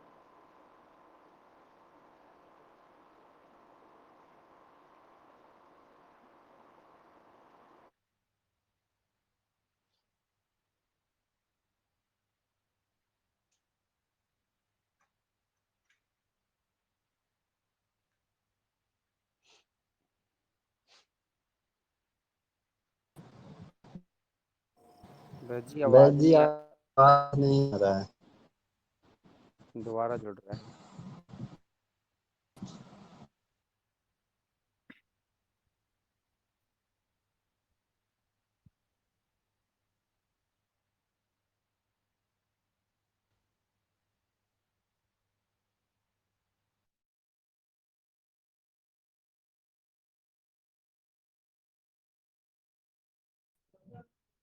क्या बात है, किसी की आवाज नहीं आ रही है? जी सभी बैजी मौन है। जी अब आ रही नहीं बेट आप, जी, बीच में अभी गायब आ थी, रही है आवाज। बीच में बंद हो गई थी आवाज। अच्छा, मतलब जो हमारी आप आवाज कह नहीं आ रहे रही थे थी? तो पता है, सागर को गागर में लेना। की हाँ जी जी आवाज जी। बहुत जी जी जी। नहीं आ रही।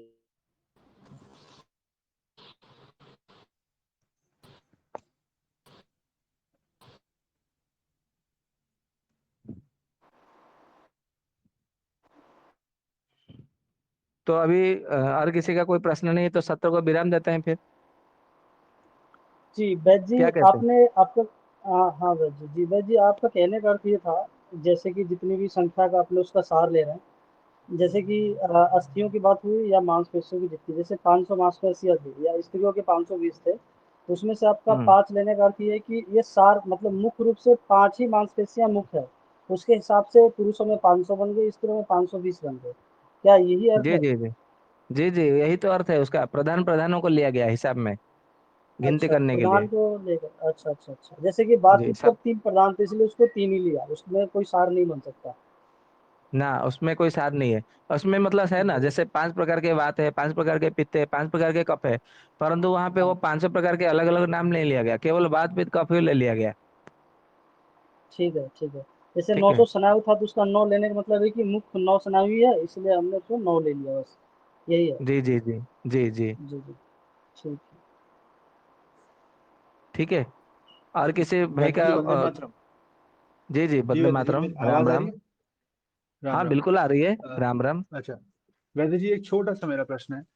हाँ। कुछ दिनों पहले ये तांबे के पात्र पे चर्चा हो रही थी कि वर्षा ऋतु में तांबे का पात्र नहीं यूज करना चाहिए और कांसे का करना चाहिए। तो उसमें आपने ये बताया था कि तांबे के पात्र से जो पित्त है वो विकृत हो जाता है। लेकिन फिर एक और प्रश्न ये आया कि वर्षा ऋतु में तो पित्त जो है वो कम हो जाता है, तो उसको तो बढ़ाने की जरूरत है।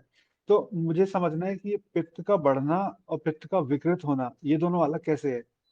तो अभी तक मैं ये समझ रहा था कि पित्त का विकृत होना मतलब बढ़ना ही होता है। थोड़ा सा अच्छा, इसके बारे में इसमें प्रकाश ऐसा है। डालें। जी। पहली बात यह है कि आपने बोला कि वर्षा ऋतु में पित्त कम हो जाता है। वास्तव में पित्त जी कम नहीं होता, यहाँ पे पित्त बढ़ता है। आप बोलेंगे, देखेंगे अच्छा। कि यदि अम्ल वर्षा कहा जाता है, मतलब एसिड रेन। एसिड रेन क्यों? क्योंकि उसमें अम्लता, अम्लता यानी कि उसमें पित्त होता है, मतलब वर्षा के जो पानी होता है उसमें भी अम्लता मतलब पित्त बढ़ा हुआ रहता है। ठीक है। और ये पित्त कैसे बढ़ता है उसका भी मैं उसका रहस्य बता देता हूँ। जैसे मतलब 8 8 महीने तक सूर्य का प्रकाश यानी कि सूर्य का जो प्रखर किरण है धरती पर पड़ रहा था। तो धरती पर पड़ रहा था यानी क्या मतलब जिस प्रकार से पानी की बूंदें गिरती है तो जमीन के अंदर जाती है, मिट्टी में समा जाती है, धरती के अंदर समा जाती है। ठीक उसी प्रकार सूर्य का जो किरण है वो भी धरती के अंदर तक जाती है, मतलब सूर्य का जो गर्मी है वो भी अंदर तक जाती है।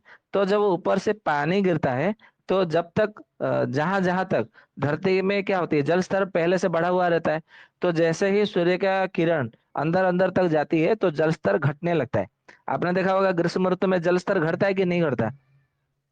जी जी। घटता है, क्यों घटता है? वो तो फिर कफ का समय है। कफ का समय यानी कि पानी का समय है, उस समय तो पानी ज्यादा होना चाहिए। क्योंकि सूर्य क्या है हमारे वहां जी से उसको मतलब कफ को खींच रहे होते हैं। हाँ, वहां पे जितना जितना सूर्य का किरण, सूर्य का जो गर्मी है, वो धरती के अंदर समा जाती है, अंदर अंदर प्रवेश करती है। जितना भीतर प्रवेश करती है उतना ही जल स्तर वो घटने लगता है। तो जितना जल स्तर घटने लगता है वहां तक सूर्य का किरण पहुंच चुका है, सूर्य की गर्मी पहुंची हुई है। तो वहां पर गर्मी ही है, ऊपर गर्मी वहां पर है, उपलब्धि है। तो जब आसमान से बरसात का पानी टपकता है, तो अंदर जैसे ही जाएगी तो गर्मी अंदर है। तो वो जब गर्मी के ऊपर मतलब जब पड़ेगा पानी, तो फिर वो पित्त को ही ऊपर उठाएगा ना सबसे पहले। वहां से पित्त जी जी। निकलेगा कि क्या निकलेगा? हाँ, पहले तो गर्मी बाहर निकलेगी। पहले घर में ही बाहर निकलेगी ना। जैसे आप कोई मिट्टी का गोला लीजिए, उसको आग से हाँ तपा हाँ। लीजिए लाल होने तक, फिर उसमें पानी डालेंगे या तो दूध डालेंगे, तो वो गर्मी पहले निकलेगी। जब तक वो ठंडा नहीं हो जाए पूरी तरह से, शीतलता ना आ जाए, हम्म पित्त उसमें जब तक समान न हो जाए, तब तक उसमें पित्त रहेगा ही रहेगा। आप थोड़ी देर के बाद में फिर से एक बूंद पानी टपकाएंगे, तो उसमें से वो पानी पूरा विलीन हो जाएगा। तो यही रहस्य हम्म। है कि वर्षा ऋतु और शरद ऋतु में पित्त ही बाहर निकलता है। क्योंकि शरद ऋतु के अंत तक जो है पित्त समन नहीं होता है। इसीलिए हमें गर्म की अनुभूति होती है और पसीना निकलता है। और पसीना निकलना के लक्षण जो है वो पित्त वर्षा और शरद ऋतु में अधिक मात्रा में होती है। ग्रीष्म ऋतु में इतना पसीना नहीं निकलता जितना कि वर्षा ऋतु और शरद ऋतु में निकलता है। आप लोगों ने अनुभव किया होगा। सही हाँ, बात है सर कि कभी गलत बात है? ग्रीष्म ऋतु में ही ज्यादा निकलता है वैसे जी, वैसा देखना पड़ेगा। अब ध्यान नहीं दिया इस नहीं चीज नहीं, पे कभी। वर्षा ऋतु में ज्यादा ग्रीष्म निकलता है। क्योंकि ग्रीष्म ऋतु में ग्री, वर्षा ऋतु में उमस जैसा होता है। जो उमस है वही गर्मी हाँ बढ़ाता है। हाँ हाँ। तो वर्षा मुझे लगता है वर्षा शुरू, ऋतु में, हाँ बोलिए बोलिए। जी, शुरू का जो एक महीना होता है, एक डेढ़ महीना, जब वर्षा ऋतु जब पड़ रही होती है, जब उस समय जब गर्मी निकल रही होती है, जिसे हम पित्त काल बोल सकते हैं, तो उस टाइम उमस का जो अनुभव है वो ज्यादा होता है, तब पसीना ज्यादा निकलता है। लेकिन जब एक बार वर्षा ऋतु पूरे जोर पे होती है तब शायद कम निकलता है, ऐसा मेरा अनुभव। अच्छा, आपने देखा मैं होगा गलत भी हो सकता नवरात्रि के हूँ, मैं इस बार अनुभव करके देखना पड़ेगा, ध्यान देना पड़ेगा। सर जी, शरद ऋतु जो होता है ना, हमारा शारदीय नवरात्रि होती है जो नवरात्रि दुर्गा पूजा होती है, उस समय भी जी जी। पसीना कम निकलता है कि ज्यादा निकलता है? ज्यादा निकलता है वो क्योंकि उस समय भी उमस ज्यादा होती है, फसल कटती है उसकी वजह से। जी, वो तो एक तरीके से मतलब में तो दूसरी गर्मी चालू वो हो दिन जाती है, में बोलते हैं। वो दिन में तो गर्मी ज्यादा होती है और रात को शीतलता हाँ। होने लगती है। वैसे जी जी, हमने तो अनुभव किया है, जब हस्त नक्षत्र शुरू होता है तब सबसे ज्यादा पसीना निकलता है। ऐसा कुछ नहीं भैया, जिन्होंने बताया वो गलत बताया है। हस्ता नक्षत्र से पसीना ज्यादा निकलता है, हस्ता नक्षत्र ऐसा कुछ नहीं है। क्योंकि आप देखेंगे ये साल हस्ता नक्षत्र आपका सावन के महीने में पड़ेगा, अगले साल देखेंगे तो वो आषाढ़ के महीने में आ जाएगा, अगले साल देखेंगे तो फिर वो उससे फिर वो मतलब वो पिछले मतलब पीछे पीछे पीछे चले जाएंगे। तो इसके आधार पर देखेंगे वो गलत रहेगा, वो सही नहीं है। जैसे मतलब किसी ने कहा था कि हस्ता नक्षत्र तो कब का आरंभ हो गया, तो वर्षा ऋतु आरंभ हो गया। वो नक्षत्र के आधार पर उसका अलग हिसाब है। उसको नक्षत्र की मास के कालगणना जो है उसका हिसाब अलग है। इसमें उसका सही नहीं बैठता है। ठीक है भैया? जी जी वैसे जी। ठीक। तो इसमें आपके आपने जो जी प्रश्न किया है, यहाँ पे जो जो है पित्त के विषयों को लेकर के, तो पित्त का यही है कि वर्षा ऋतु में अधिक मात्रा में पित्त कुपित होता है, इसीलिए। ठीक है जी। जी वैसे जी, तो ये पित्त का कुपित होना और पित्त का बढ़ना दोनों एक ही है क्या? आपने बोला था दोनों अलग अलग है तो। हाँ, जो पित्त बढ़ता है उसी को मतलब पित्त बढ़ता है तो उसे मतलब पित्त कुपित नहीं कहते। परंतु जब वो पित्त बढ़ करके उछल करके जब हमारे शरीर में कुछ ना कुछ दिक्कत आने लगती है, तो उसे कहा जाता है पित्त विकृत हो गया है। जैसे आपके रसोई घर में अच्छा। चूल्हा जल रहा है, तो उसे हम नहीं बोलेंगे कि मतलब वो आग लग गई, क्योंकि हम आग नहीं लगाएंगे तो फिर हमारा जी भोजन कैसे पक गया? परंतु वो चूल्हे का आग यदि मतलब वो छत पे चढ़ जाए, पहले क्या होता था, पहले फसल का, अभी आजकल तो सब सीमेंट का छत मतलब सबका है। पहले सीमेंट का तो छत नहीं था, वो फसल का ही मतलब छत बनाया जाता था एक तरह से, झोपड़ी जैसा। तो यदि चूल्हे का आग यदि लपक करके झपक करके यदि उसमें कुटिया में लग जाए, कुटिया को आग लगा दे, तो उसे कहा जाता है कि आग लग गई। ठीक उसी तरह पित्त बढ़ जाए तो कोई दिक्कत नहीं, परंतु पित्त यदि बढ़ करके शरीर में कुछ ना कुछ उसका हलचल सृष्टि होने लगे तो उसे कहा जाता है पित्त विकृत हो गई। ठीक है, ठीक है। ठीक है जी। बहुत बहुत ठीक है जी। धन्यवाद, समझ गए जी। जी जी। आप धन्यवाद। वैद्य है क्या? आप चिकित्सा करते क्या करते हैं आप? नहीं वैद्य जी, मैं तो बस समझ ही रहा हूँ, सीख ही रहा हूँ अभी तो। नहीं नहीं, सीख तो रहे हैं, चिकित्सा सीख तो हम भी रहे हैं भैया, लेकिन कर क्या रहे व्यक्तिगत?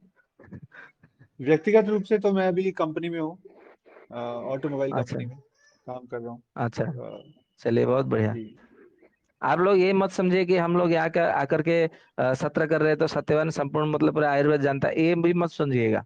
क्योंकि मैं भी मतलब 1532 ग्रंथ अभी भी मेरे पूरे नहीं हुए जो मेरे गुरुजी ने कहे हैं। मैं भी मतलब सीख रहा हूँ, पढ़ रहा हूँ। ठीक है। जी जी वैद्य। वैद्य जी, वैद्य यहाँ पे हाँ। मांसपेशियां और अस्थियों के बारे में अच्छे से वर्णन है, जैसा कि सब लोगों की क्लियर भी हो जाएगी। जी बोलिए। तो हम यहाँ पे बात को रखें क्या? हाँ रखिए, कोई दिक्कत नहीं, प्रश्न है तो रख लेते हैं। जैसे जैसे स्त्रियों कौन में कौन 400 ग्रंथ, कौन सा भाव ग्रंथ है? प्रकाश निघंटु। भाव प्रकाश निघंटु या भाव प्रकाश? भाव प्रकाश निघंटु। आपने ग्रंथ का नाम गलत बता रहे हो। इसमें भाव प्रकाश निघंटु युक्त लिखा गया है भाव हाँ प्रकाश। भाव, हाँ भाव प्रकाश है, क्योंकि निघंटु का अर्थ है उसमें केवल जड़ी बूटियों के विषय में बताना। जी जी द्रव्य जी गुणों जी के विषय में जो बताते हैं उसे निघंटु कहा जाता है। जी जी जी। तो इसमें बताया गया है कि स्त्रियों में 497 होता है और पुरुषों में जो होता है 500 होता है। तो अच्छा। इसमें वो वर्णन भी किया है कि जैसे स्त्रियों को लिंग और अंडकोश नहीं होने के कारण उसमें 497 होते हैं और हम्म। पुरुषों में जो होते हैं वो 500 होते हैं, ये मांसपेशियां। जी जी जी। और उसके कहाँ कहाँ होते हैं वो सारी चीजें इसमें बताई गई है। उसी तरह जी अस्थियों के बारे में अच्छे से बताया गया है इसमें। जी जी, 300 जो होते हैं अस्थियां। जी। कितने अस्थियां? 300 बताइए, कितने बताइए? इसमें तो 300 बताई हैं। ठीक है, 300 तो अस्थि है ही। और अस्थि जी जी। पर्व कितने बताए हैं? अस्थि पर मुझे देखना पड़ेगा।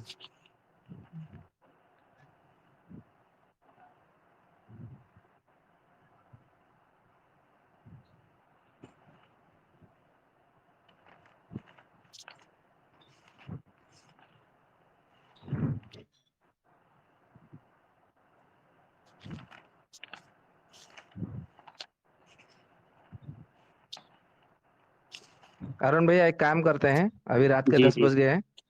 कल अगले प्रश्नोत्तरी सत्र में में कर इसको, लेंगे। हाँ जी मतलब जी इसको कल, कल का सत्र है ना, प्रश्नोत्तरी सत्र रख लेते हैं। जैसे ही सबका शंका, सबका प्रश्न जो है उसमें आ जाए। जी जी जी जी ठीक है। जी जी जी। जी भाई जी। तो अभी, हाँ क्योंकि अभी हमें दूसरा वैद जी, सत्र पे भी जाना है ना।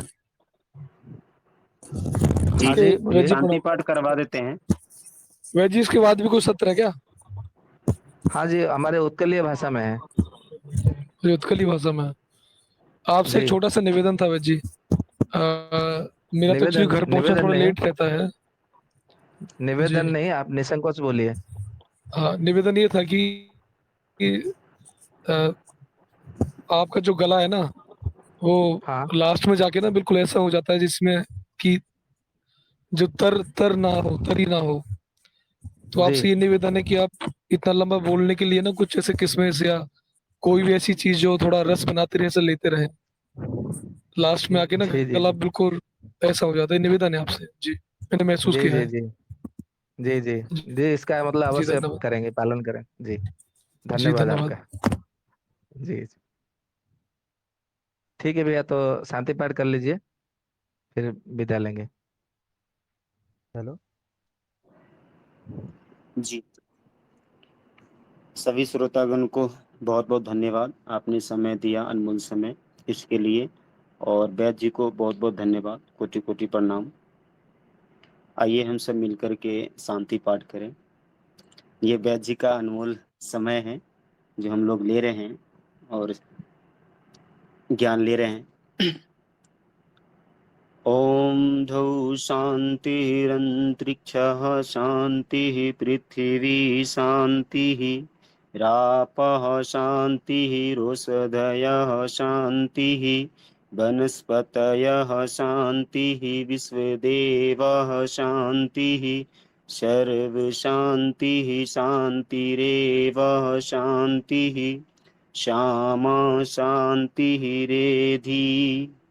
ओम शांति शांति शांति। ओम सभी को सादर नमस्ते। वंदे मातरम। भाई राजीव दीक्षित अमर रहे। आपका भी बहुत बहुत हृदय से धन्यवाद है। सभी श्रोतागणों का, सभी सदस्यों को धन्यवाद इतना अमूल्य समय देने के लिए। भगवान परमात्मा आप सबके हृदय में विराजमान हो, आपको सतपथ पर लेते रहे। बस इसी प्रार्थना के साथ में आप सबसे विदा लेता हूँ। आप सभी को राम राम, शुभ रात्रि। गुरु जी। सभी को साधुवाद। हेलो।